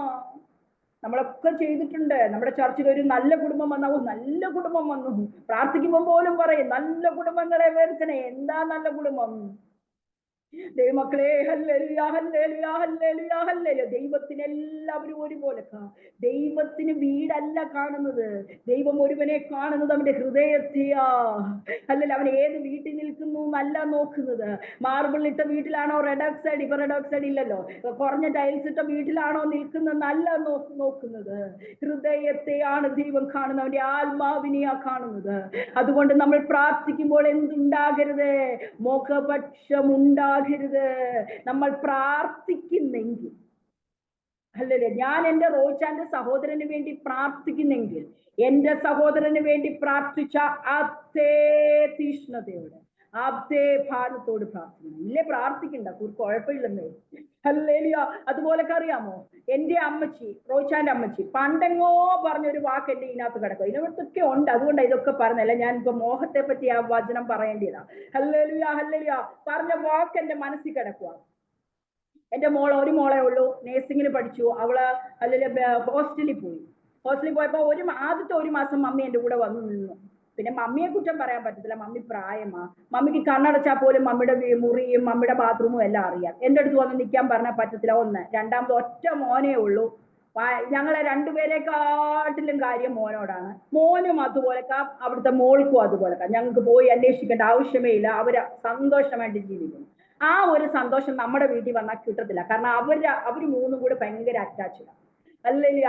അന്നേരം എനിക്കത് അറിയാം. പക്ഷെ ഒരു മാസം എന്റെ കൂടെ എങ്ങനെയൊക്കെയോ മുക്കി പിടിച്ച് നിന്നച്ച് പിന്നെ പുള്ളിക്കാരി അങ്ങ് പോയിട്ട് പിന്നെ എന്നെ വിളിച്ചേയില്ല. അപ്പൊ ഞാൻ മമ്മി വിളിക്കുന്നു കണ്ടിരുന്നു. മമ്മിയും വിളിച്ചില്ല, ഞാനും വിളിച്ചില്ല. ഒരാഴ്ച ഞാൻ മമ്മിയോട് മനസ്സിലോ, ഞാൻ ഒറ്റയ്ക്ക് ഇവിടെ കരയുവാണേ, ഞാൻ ഒറ്റയ്ക്ക് ഇവിടെ താമസിച്ചിട്ട് എന്റെ അമ്മ എന്നെ ഒന്നും വിളിച്ചില്ലല്ലോ, ഞാൻ എന്ത് ചെയ്യാന്നൊന്ന് നോക്കിയോ ഇല്ലയോ എന്നൊക്കെ പറഞ്ഞ് കരയുവാ.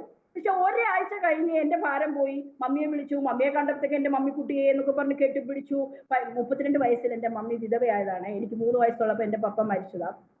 അപ്പൊ മമ്മിക്കുട്ടിയെ എന്നൊക്കെ പറഞ്ഞ് കെട്ടിപ്പിടിച്ച ഭയങ്കര സ്നേഹം. അങ്ങനെ ഒരു സംഭവം എന്റെ ഇതിനകത്തില്ല.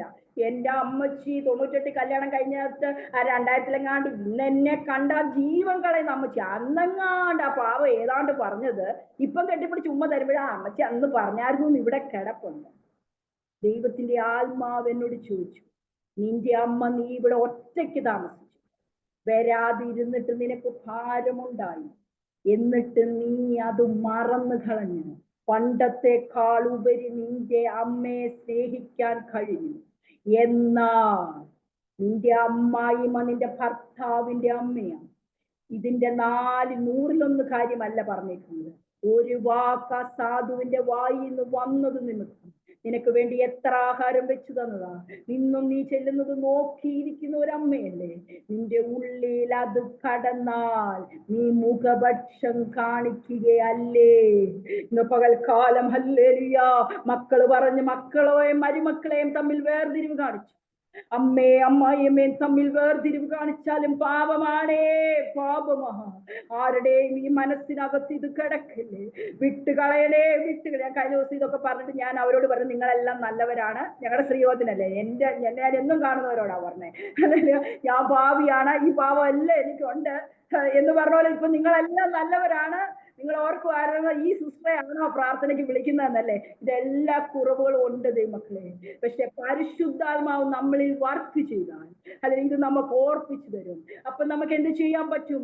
ഏറ്റു പറഞ്ഞു ഉപേക്ഷിക്കാനായി പറ്റും കേട്ടോ.